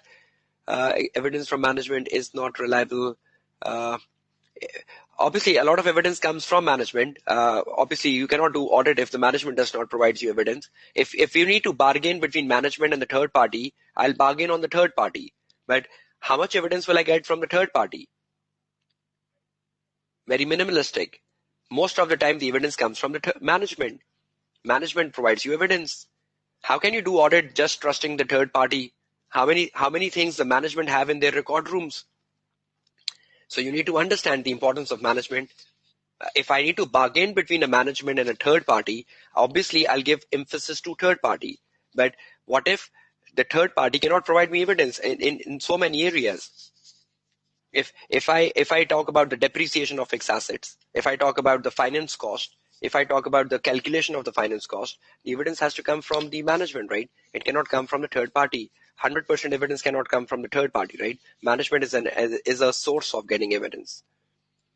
Okay, please just hold your questions for 5 minutes. I'm just taking a wrap up, and let me see if I give you a clear picture, and then I'll look at the chat window for your questions. So just concentrate for 5 minutes. Is this thing clear to everyone?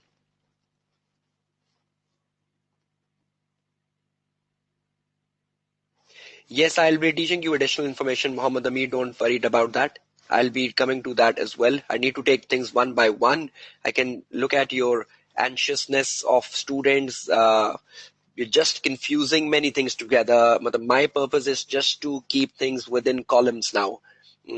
If I say review the board minutes, if I say recalculate the amortization, if I say discuss with management, if I say analyze the increase, these are all procedures, right? But if I say copy of the board minutes, if I say results of the recalculation, if I say results of the discussion, if I say results of the AP, they all start becoming evidence. Sharmila Siddiqui, extracts can be used when, hold, but we need more practice. Yes, Azimullah, practice is something which you have to do before 5th of March. I'm coming down to practice as well, but that's exactly what you have to do. When you learn the concept, you need to apply the concept. So you need to do the practice. All my practice is supported with my answers even. So they will be guiding you. They will be guiding you in terms of how to write things up. Okay, no, evidence and procedure questions are not linked, Amaduddin. They come separately. I was just doing an exercise. If I think of a procedure, I can think of an evidence. So if you know how to make a procedure, you can easily make an evidence in the exam paper as well. Or if you know how to make an evidence, you can easily make a procedure. Because what you need to do, you need to add a verb to make it a procedure, and you need to add a tangible to make it an evidence. So I can just flip the side of the picture. At one flip, I can see a procedure. On the next flip, I can see the evidence. So put a verb and it becomes a procedure. Put a tangible thing and it becomes evidence. Okay, one last thing. See my list here on the screen. I have made a comprehensive examples of many things which has been in the past paper. I had tried making a column, procedure, and evidence. If I say review the board minutes, I'll say copy of the board minutes. Is that true? If I say review the fixed asset register, then if I say copy of the register, it sounds very illogical. Register by sense means something very voluminous. So if I say register, I'll say extract of the register.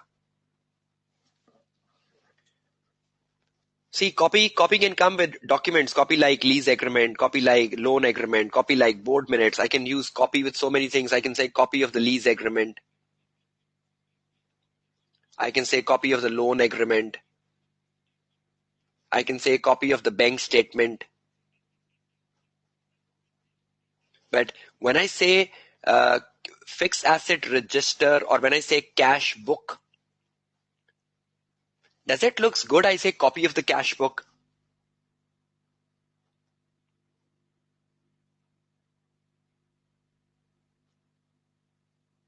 Right?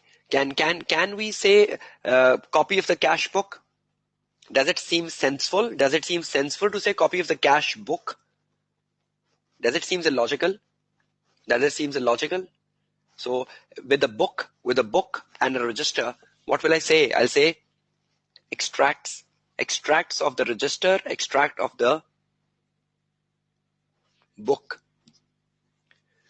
Okay, suppose if I'm making a procedure, review the breakup of operating expense. Now, breakup is something which the management provides to the auditor themselves. But the breakup cannot have a copyright, because breakup is something the management gives to you. So you cannot say copy of the breakup. Rather, you will directly say breakup of operating expense. Breakup is tangible, right? Breakup is tangible. Breakup of operating expense. See, we are using the word copy, we are using the word extract, we are using the word nothing, breakup of operating expense. Is that breakup of operating expense point clear to everyone? Because breakups are given to the auditor by the management, right? So we cannot say copy of the breakup, we'll say breakup of the operating expense. We'll not write anything before that. Okay, next, review the draft SOFP. Now obviously SOFP and SOCI is with the auditor review them. Obviously management provides the SOFP and SOCI to the auditor. So I cannot say copy of the SOFP. I cannot say copy of the SOCI because that's something given to the auditor by the management. So what will I say? Draft SOFP, draft SOFP, draft SOCI. Draft means something which is initial. Obviously the audit is going on. So during the audit process, you get a draft. At the end of the audit, the financial statements are adjusted and it becomes the actual financial statements. So draft, during the process of the audit, when you're gathering evidence, how can things be actual? They're all draft because adjustment process is still going on. Okay, circularize the confirmation letter. Suppose you're sending a confirmation letter to a third party. Circularize is a verb. So when you circularize a confirmation letter to the third party, I cannot say copy of the confirmation letter because confirmation letter belongs to the auditor.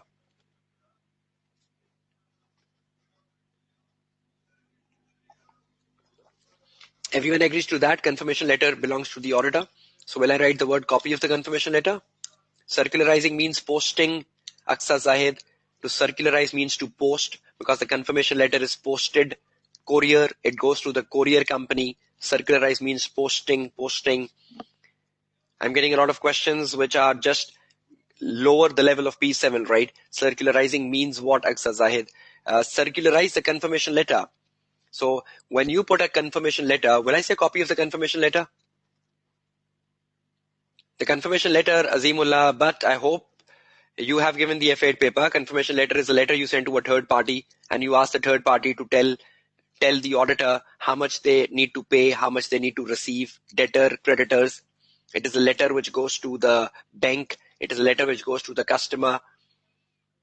Quite an illogical question at this level of P7, Azimullah, but kindly explain what confirmation letter is. Confirmation letter obviously is a letter which you send to the third party, and the third party then reply through the letter and say, we will not say a copy of the confirmation letter, right? We'll directly say confirmation letter because it belongs to the auditor.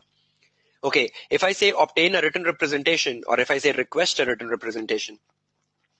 Now written representation is something which comes original to the auditor.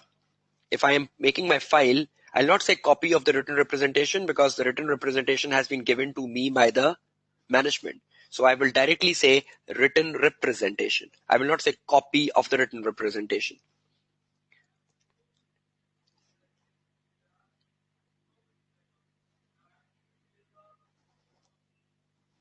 Okay, then the other thing, discuss with management. I've just told you, discuss with management means results of discussion, recalculate means results of recalculation, analyze means results of analysis, review the disclosure note. Suppose if the auditor is looking at a disclosure note of a contingent liability, so review the disclosure note is a procedure, right? I review the disclosure note, but when I need to write an evidence for a disclosure note, I'll say draft disclosure note, because if the SOFP is draft, if the SOCI is draft, then the disclosure note has to be draft because the disclosure note is part of the SOCI and SOFP. So if I say draft SOFP, then I have to say draft disclosure note. Okay, spend 1 more minute on this. See the column of evidence. Either the evidence starts with copy, or the evidence starts with extract, or the evidence starts directly with something like a breakup. You cannot write copy of breakup. You have to be direct breakup. SOFP and SOCI, you need to start with draft. Confirmation letter, direct. Written representation, direct. Result of recalculation, results of discussions, and so on and so forth.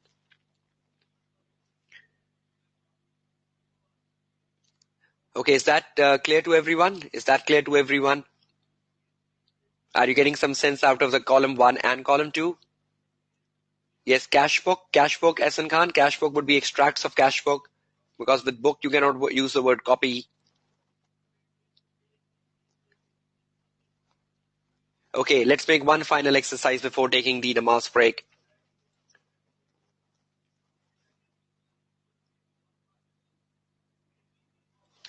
Okay, now that means when I am writing evidence in exam paper, I can start writing evidence with something starting with copy of, fill in the blank.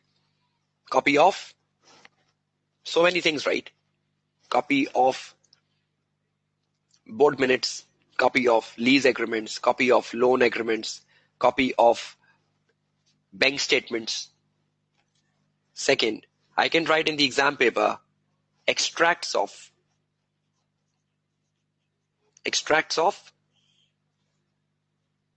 book, extract of register, extract of book, extract of register, right? Third, draft, fill in the blank. Draft what? What should be draft? If I'm writing in evidence, what should be draft? Yes, the draft would be the financial statements. The draft would be the disclosures.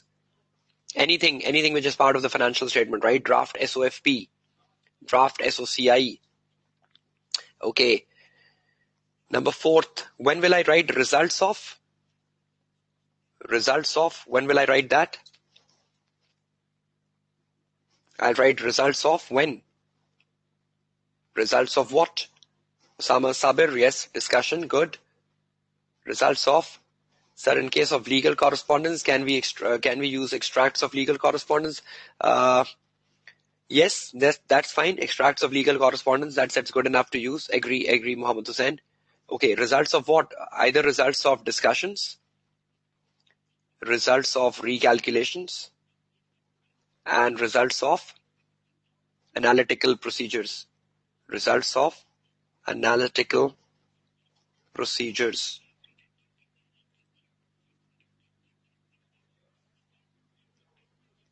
Okay, so if I'm writing evidence, I'll say copy of. Is that clear to everyone? Copy of. Just a quick 2 minutes. We're going to break. I need quick yes, no. Everyone clear with copy of? Everyone clear with extracts of? Is everyone clear with draft? When to use draft? Okay, is everyone clear when to use results of? Results of? Okay, so you know in what conditions will you use the word results? Results of? Okay, good. Okay, one final exercise.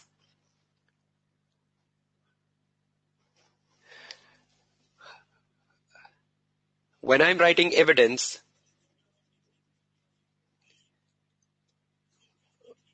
confirmation letter, will I write anything before the confirmation letter?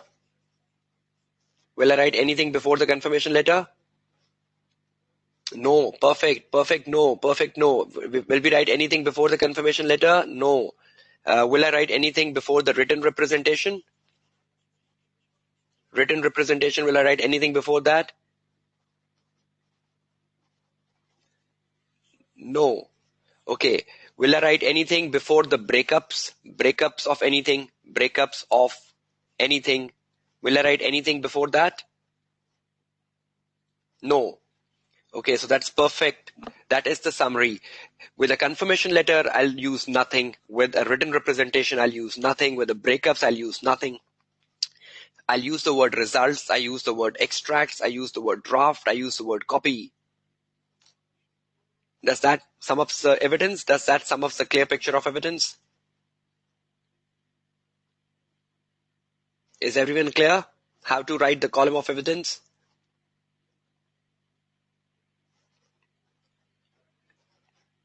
Yes, Samaduddin Mughal, the three in front of your screens, you will not use the word copy because they are coming to the auditor in original. Yes, just need a practice now, Muhammad Umar. Agree with that. I'm just moving to that now. That's the last thing left now.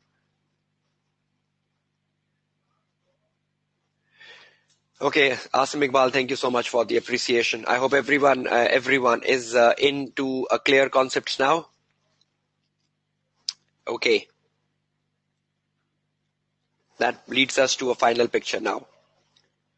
Let's go down to exam paper. I still have 5 minutes for a namaz break, so let's utilize those 5 minutes, and then I leave you with the exam question. In between the namaz break, you can continue to read the exam paper. Okay.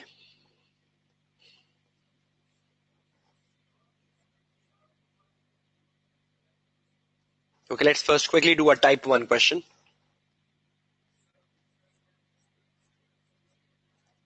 See this type 1 question in front of you. Can everyone see this question 2 of December 14? Question 2, December 14, which is a typical question on evidence. See, go down and see the requirements.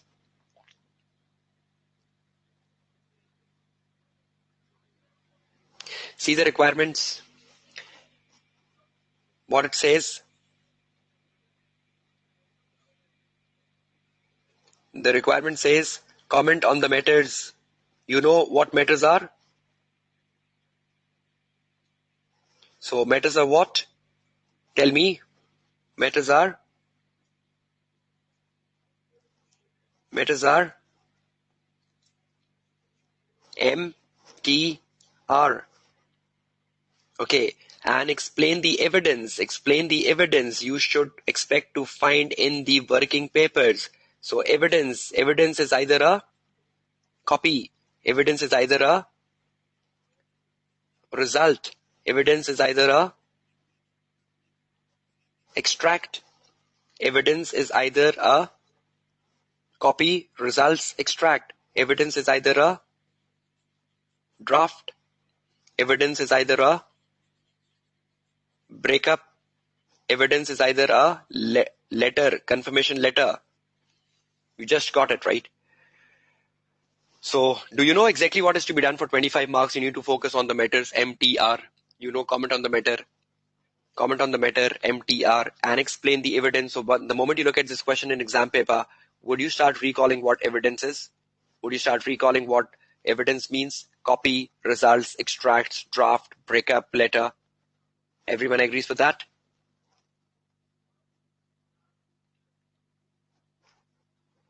Okay, so once you know the question, you have 25 marks now. Let's prepare, and you will keep reading within the namaz break, and we'll be resuming after 10 minutes, but just currently going on with it. Now, once you know the requirement, there are 3 parts here, A, B, C. MTR means material, treatment, and risk, right? Perfect, Madhuddin. A, B, C.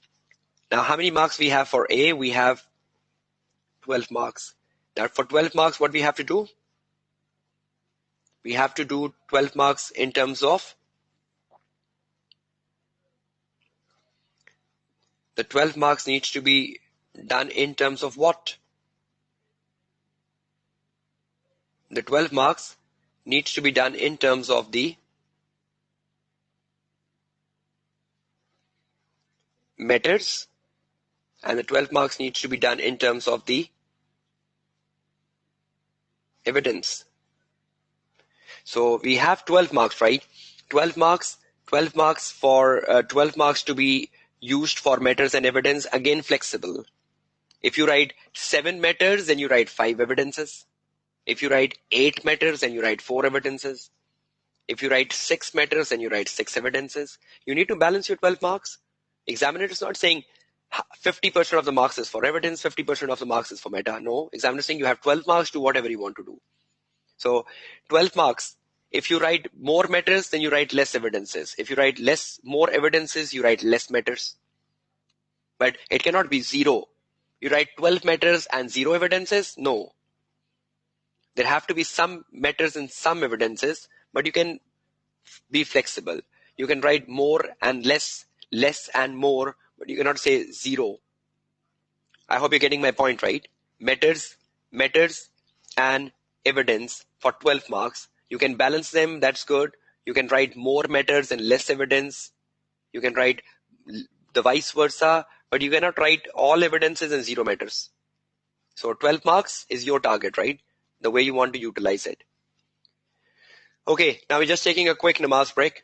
10 minutes, we'll be back and I'll be on this question. In the meantime, those of you who are not going off the namaz break, please keep reading this question. See if you can find the MTR from part A, B, and C, and see if you can do an exercise on MTR on the part A, B, C, and the evidences. I'll be coming back. We'll be doing this question from 8:25 onwards. We're taking a namaz break now.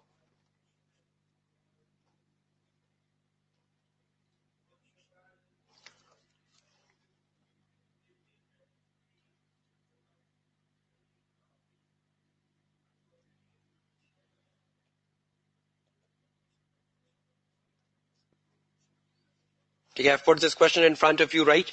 We are taking a namaz break, and post namaz break will start in 10 minutes. It's 8:15 Pakistan Standard Time. We'll be resuming at 8:25 Pakistan Standard Time, and the agenda would be to complete this question, which is on type 1, and towards the last 15 minutes of the session, we'll take the sufficiency and appropriateness of evidence, and if something is left, that will be deferred to the day for tomorrow. In the first 15-20 minutes, if anything left on sufficiency and appropriateness, because I have to give weightage to that even, so I'll be doing that in the first 15-20 minutes tomorrow. But I hope we will start a question on sufficiency towards the last 15 minutes or 20 minutes of the session today, after working on matters and evidences. Okay, we're going off now for namaz break. 10 minutes, right? Be back 8:25.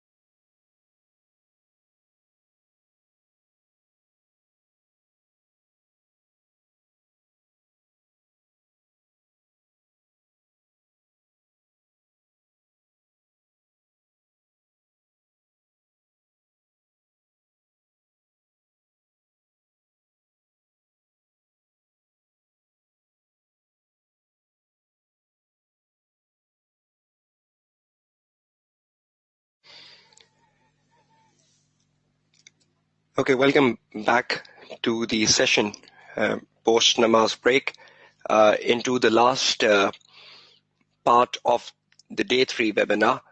The focus is on the practice material and the past papers, and anything left would be carried forward to the start of day 4 tomorrow.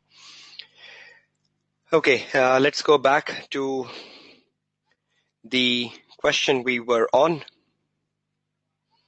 And in terms of the question,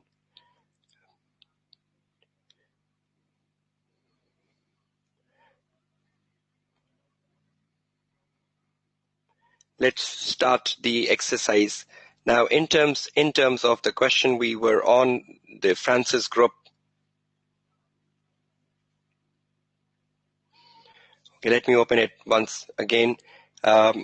Okay, we were down onto the question, which was the Francis group. We were looking at this question, and in terms of this question, we were looking for that we need to work on methods and evidence in the working paper file.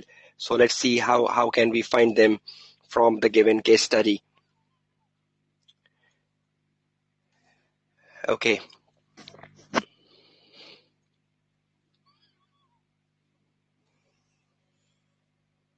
Now we have 12 marks, right? And I just told you prior to the break, these 12 marks are flexible.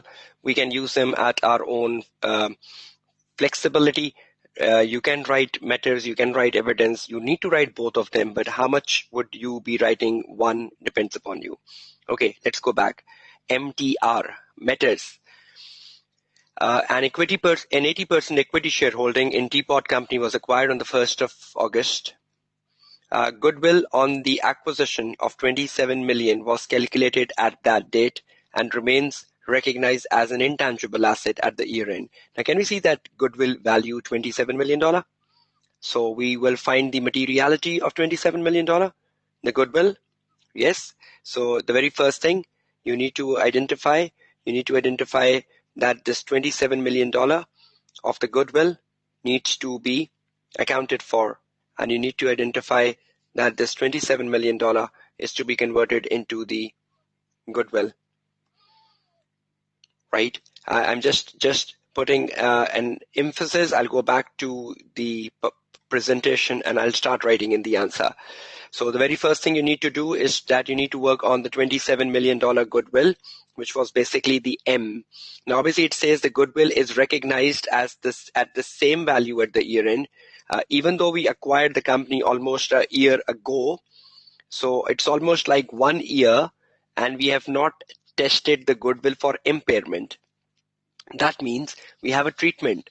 The treatment says that the goodwill should be reviewed for impairment once every year, as per IAS 38. So goodwill should be reviewed for impairment once every year, right? So the goodwill has been reviewed for impairment here. It has been held at the same value. So we had the T, and then we have the R. If the goodwill has been held at the same value, there is a risk that the goodwill could be overstated. So the M is the goodwill. The goodwill has an M, right? $27 million. And the goodwill has a treatment that every year, the goodwill should be reviewed for impairment. Now, because it has been held at the same value, that means it could be overstated. So that means in terms of my first 3 marks, if I build my first 3 marks there,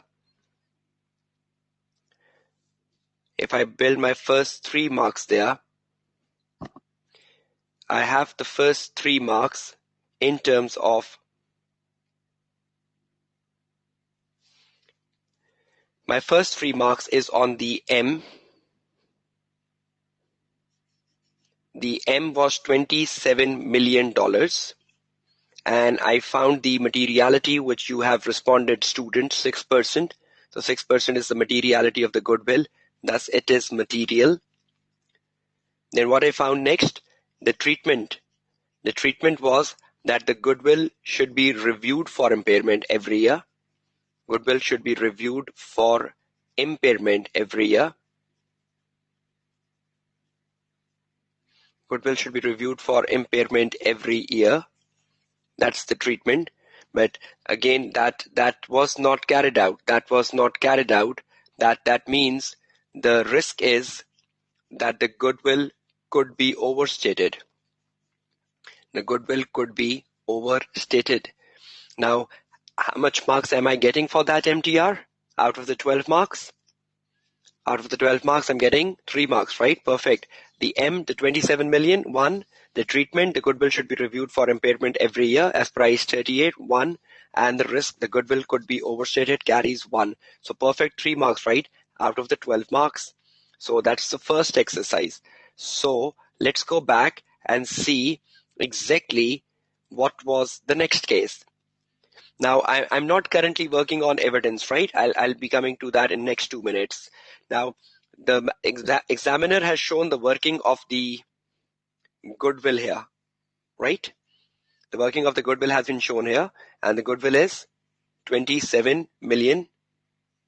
The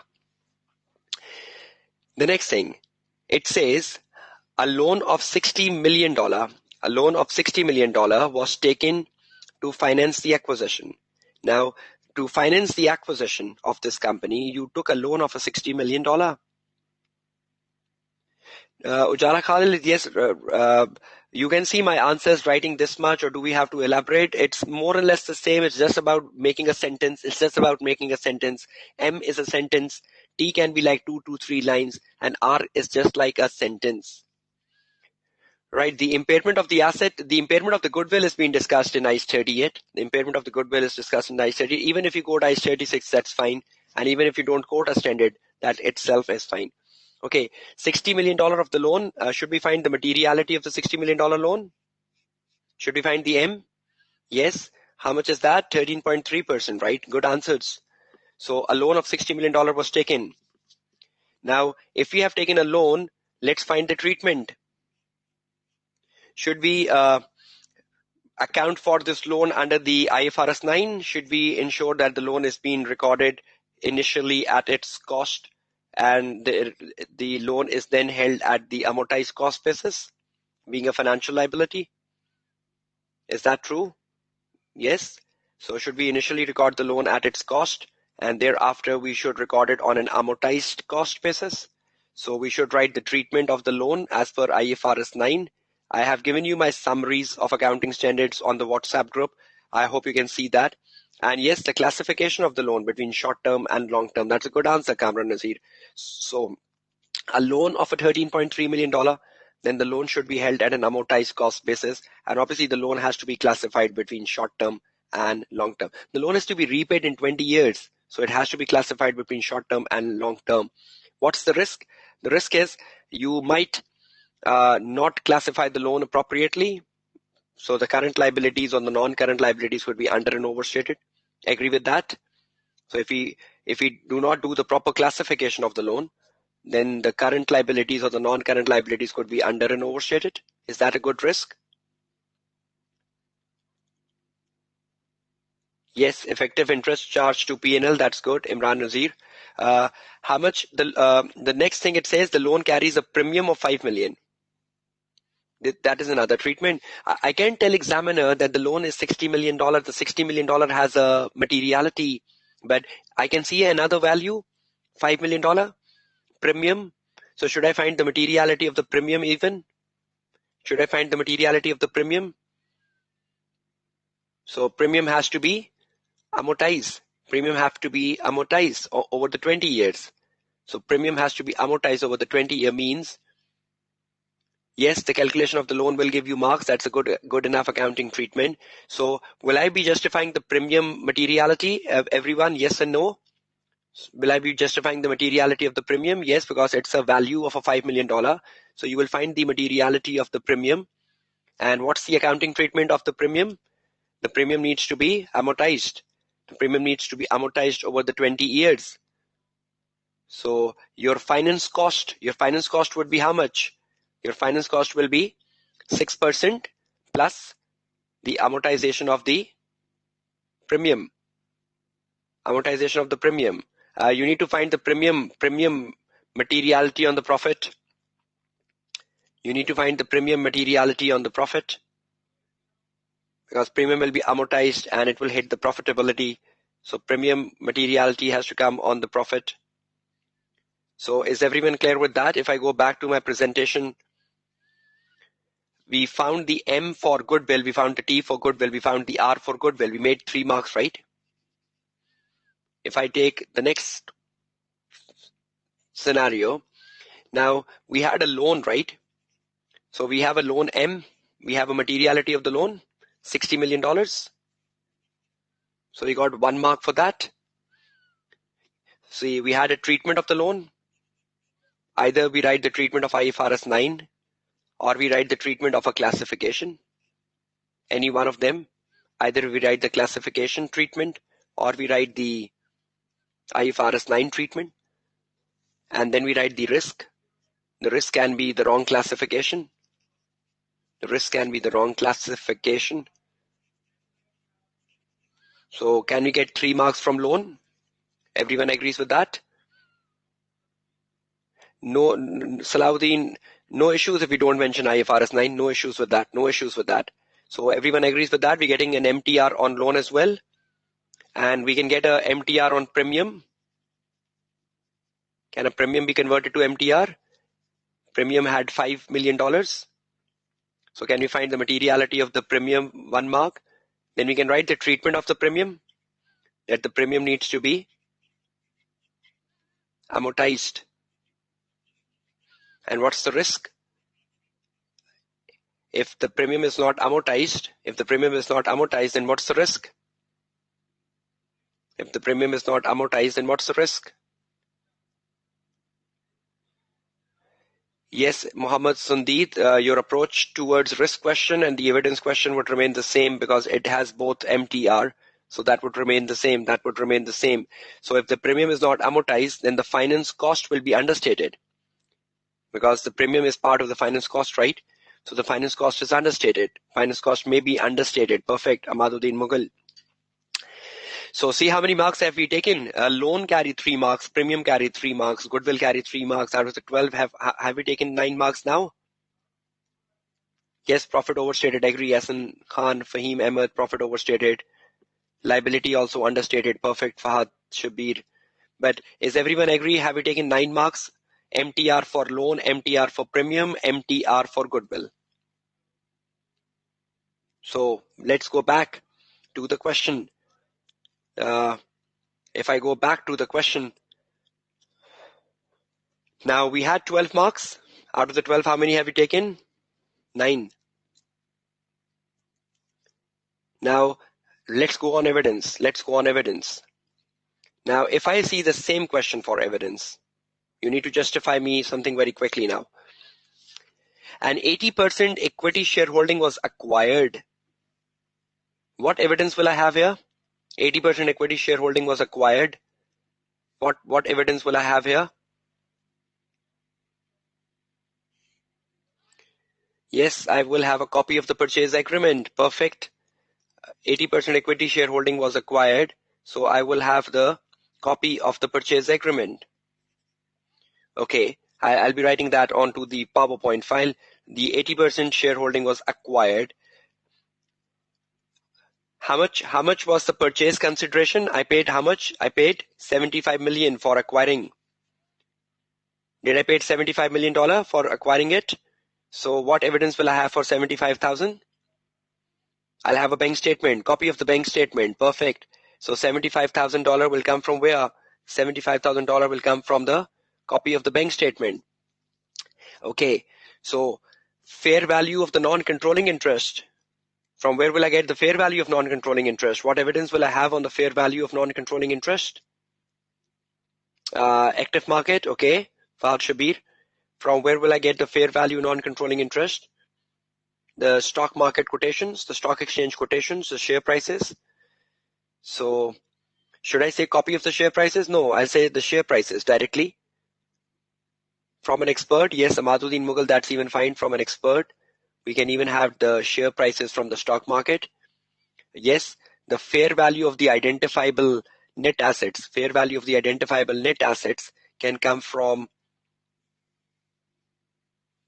the due diligence report, because normally when you acquire a company, you perform a due diligence report.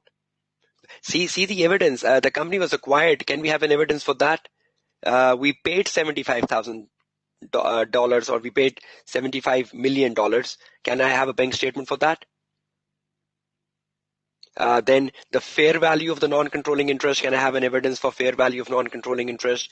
Then can I have a fair value of the net assets, the due diligence report? So can there be many evidences from just the acquisition?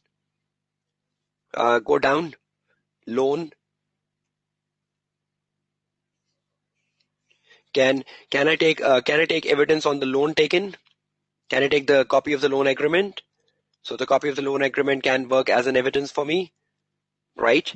And can I do the results of recalculation for the finance cost? Is that true? Results of recalculation. Yes, copy of the bank statement to verify the receipt of the loan. And can I go down with results of recalculation? Is that true? Results of recalculation for the finance cost?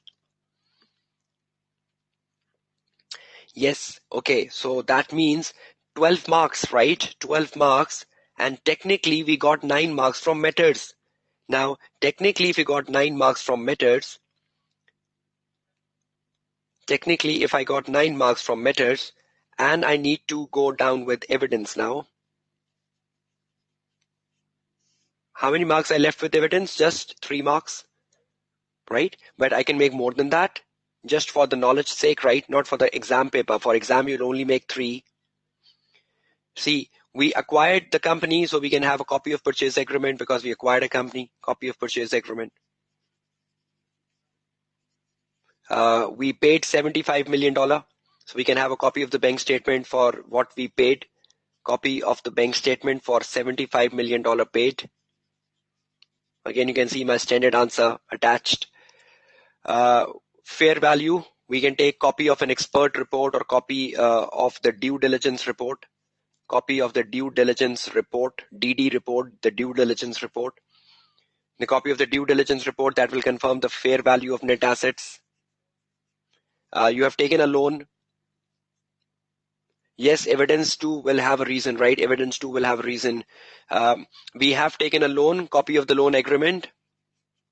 Copy of loan agreement for the loan taken. You must have recalculated the finance cost, so results of recalculations. Results of recalculation for the finance cost. See, just in quick, we wrote 5. We need 3. But I just looked at the case so casually. There are so many evidences when you go into the case, but just looking it casually, I need to get 3 marks. I still wrote 5.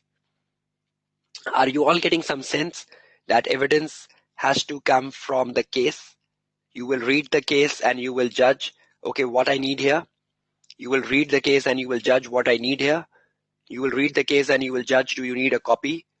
You will read the case and you will judge that, do you need results?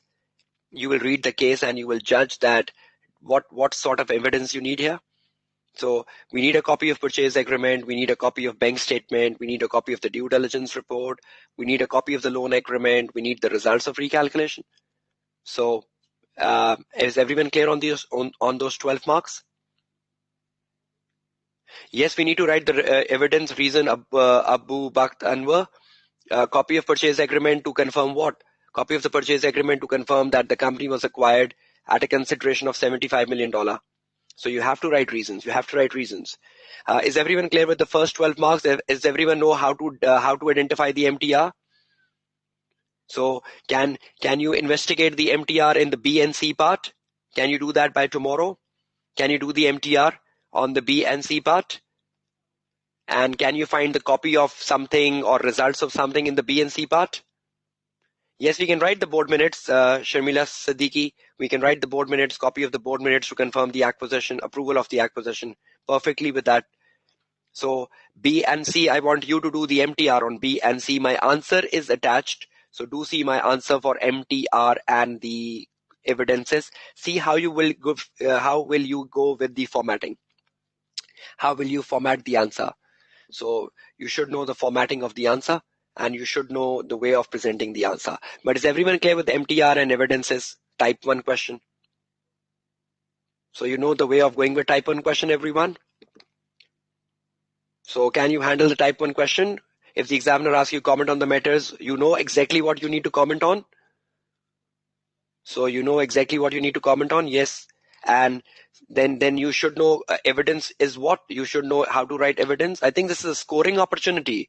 This is a scoring opportunity.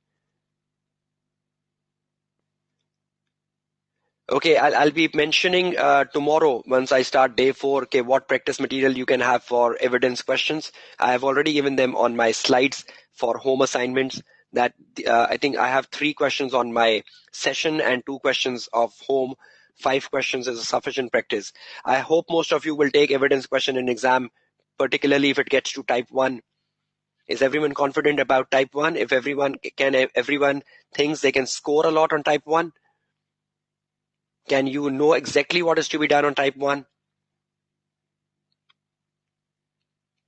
Okay, so that's good. That's good. I hope you would go down with it. It's such an easy question, right? Comment on the matters, explain the evidence. It's such easy thing. You just need to find them out from a case study, and definitely you can score so good marks, right, on this particular scenario. Okay, one last thing quickly. I'll be taking this carry forward into the day 4 tomorrow is to work on the type 2.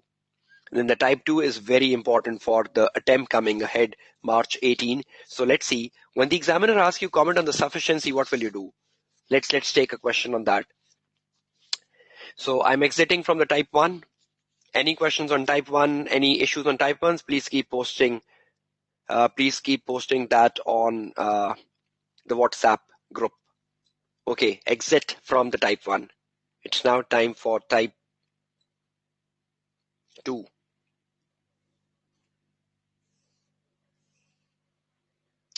December 16 exam is for the type 2, and this is a very important question for March 18 exams. So you need to be realistic of preparing it for March 18 exams. So let's start exercising a type 2 question. Let's see what is exactly in a type 2 question. Now, what I told you that a type 2 question, what I have told you in the type 2 question is that Asim Iqbal, I'll add you to the WhatsApp group. Can you send me your request separately? I'll share a link so that you can make a happy face rather than a sad face. I'll add you to the WhatsApp group. Don't worry about that. Okay, let's do the type 2 question quickly. Let's understand the basics. The type 2 question is asking us comment on the sufficiency and appropriateness of the evidence obtained. Can you see that? So was that the type 2 question? Was that the type 2 question? Right? So everyone knows what sufficiency and appropriateness means. Do you know what sufficiency means? I just made that very clear. And do you know what appropriateness means? So is the examiner asking us comment on the sufficiency and appropriateness of the audit evidence obtained? Right? Perfect. Okay. The second, and how much marks every sufficiency comment and every appropriateness comment carries? How much marks comment on the sufficiency and appropriateness carry? One mark per comment. 1 mark per comment, right? So if you comment like 3, you get 3 marks. If you comment like 4, you get 4 marks. Okay, the next thing. See, in a question, he's asking comment on the sufficiency, and then he's saying recommend further procedures. Recommend further procedures. Now, you know how to write procedures, right?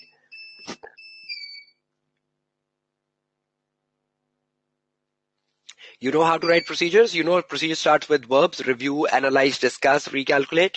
So if the examiner is asking you recommend further procedures, can you write procedures? You know how to write them? Okay. Last, explain the matters. Explain the matters which should be included in a report in accordance with ISA 265, communicating deficiencies in internal controls to those charged with governance. Explain the matters, not the MTR matter, right? Don't get confused. Yeah, the examiner is saying what? The examiner is saying explain the matters which should be included in a report in accordance with ISA 265, Communicating deficiencies. So what this report focus on? This report focus on deficiencies, right? So explain the matters that should be included in the report. What matters should be included in this report? Need answers. What matters should be included in the report? The deficiencies. See the question. It says, explain the matters which should be included in a report in accordance with ISA 265, communicating deficiencies in internal control. So what are we communicating through this report? Deficiencies in internal controls, right? So that means in the first part, I need to comment on the sufficiency. In the second part, I need to work on the procedures. In the third part, I need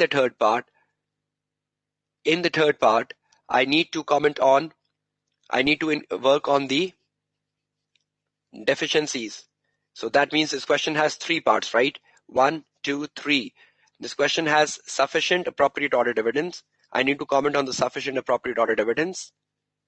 Then I need to write procedures. And then I need to write deficiencies. Such an easy question. You write a deficiency, you get marks. You write a procedure, you get marks. You comment on the sufficiency. You comment on the sufficiency and appropriateness of the evidence, and you get marks. So how many things we have to do in this question? 3, right? Everyone agrees? 3 things. So is that clear to everyone? Now let's see what is to be done. See how many marks we have here. First part A, how many marks we have? 9, right? The second part carries 7. Capital expenditure.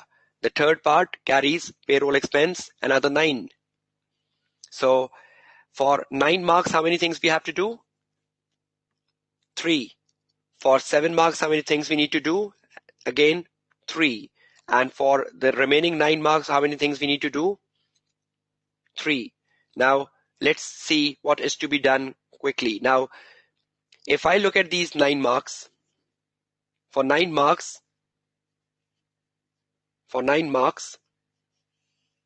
I need to work on sufficient appropriate audit evidence. I need to work on procedures, and I need to work on deficiency. Every deficiency will give you 1 mark. Every procedure will give you 1 mark. Every comment on sufficiency will give you 1 mark. It's such a good scoring opportunity.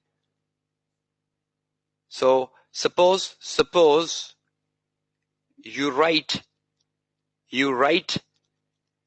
a comment on the sufficiency, you will get 1. You write a procedure, you get 1. You write a deficiency, you get 1. Balance. Suppose I get 2 deficiencies. Suppose I read this question. One last exercise in this last 5 minutes. I have 9 marks. Let's see, I read the question and you tell me something. Due to the planned disposal of one of the Thurman Company's factory site, the property and associated assets have been classified as held for sale in the financial statements. A manual journal has been posted by the finance director. Can a journal entry be posted by a finance director? Is that something of a weakness in a company? Is that a deficiency in a company that the finance director is wasting his time posting a manual journal? Finance director is not getting a salary, right, for posting a manual journal. Finance director is getting a salary that he should take decisions about future. So should I take a manual journal posted by a finance director as my deficiency number 1? And will that give me 1 mark? Yes, it is a deficiency, right? Okay. I'm reading from the 4th line. The finance director asked the senior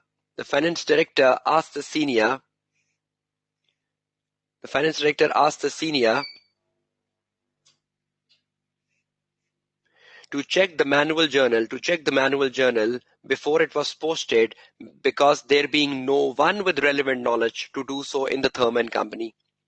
Is that another weakness, that in the company there is no one with the relevant knowledge to post a manual journal entry? So is that another deficiency, that there is no one in the company to post a relevant journal entry? So how many deficiencies? 1 being the director posting the journal, and then there is no one in the company with the relevant knowledge. So are these two deficiencies which I should tell the management? So how many marks out of 9 will I take on deficiencies? 2. So how much is remaining? 7. 7 marks remaining, right? Okay, the next paragraph. The planned disposal was discussed with the management. A brief note has been put in the working paper stating that the management opinion to classify the factory as held for sale is correct. The manual journal has been arithmetically checked by a different member of the audit team and the amount agreed back to the non-current asset register. Do you think the evidence gathered in the last paragraph is sufficient or appropriate? No. For how many reasons? Let's find. The planned disposal was discussed with management and a brief note has been put in the working paper to say that it was correct. Can we just alone discuss with, is discussion alone relevant? Is discussion alone appropriate? Can we just rely on discussion? Can we just rely on discussion? No. We should have checked the board minutes. We should have done something on IFRS 5. Did we did anything on IFRS 5? We just discussed with management. So is discussion alone something sufficient? No. And then the manual journal has been arithmetically checked. Just arithmetical check, is that sufficient? Just arithmetical check, is that sufficient? So I think there are a lot of mistakes in the last paragraph that we only discussed with the management and then we only arithmetically checked. Did we did anything on IFRS 5? Did we check that the asset is available for sale? Did we did anything that asset is available for sale? Did we did anything that the management is actively marketing the asset for its sale? No. So had we gathered good evidence in the last paragraph? Had we gathered good evidence in the last paragraph? No. So there are weaknesses, right? There are weaknesses, there are evidences, issues in the last case, and then we have to write procedures. I'll prefer, with just running short of time, I'll resume that tomorrow with the recap session. I'll spend another 15-20 minutes on the same question tomorrow. So please, if anyone is interested to know how to solve this question, the first 20-25 minutes of the session tomorrow will be very important, because in the first 20-25 minutes, I'll be doing the part A, B, and C so that you have a better idea of the sufficiency, you have a better idea of procedures, you have a better idea of deficiency. Please do read this question. Please do see my answer. And I hope you got some benefit from the session today, the day 3 of the webinar. I hope your concepts, yes, same time tomorrow. I hope your concepts have clarified on procedures, evidence, how to find them from a case study. I hope all of you are reasonably satisfied with the session today. I hope you are clear with the concept building between procedures and evidence. I'll put one good half an hour tomorrow on the same.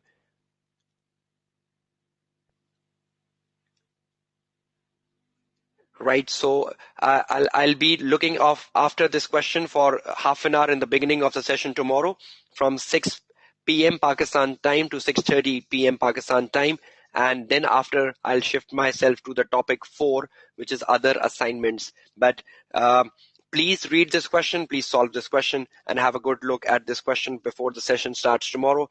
Thank you so much for being part today on the day 3 of the webinar. Please implement what you have learned, and your response and your enthusiasm was fabulous indeed. And thank you so much for those lovely comments. My purpose is to help you out passing P7, and that's exactly what I would like to see when your results are out. Okay, thank you so much. That's the end for the day 3. We'll meet tomorrow, same time, 6 to 6:30.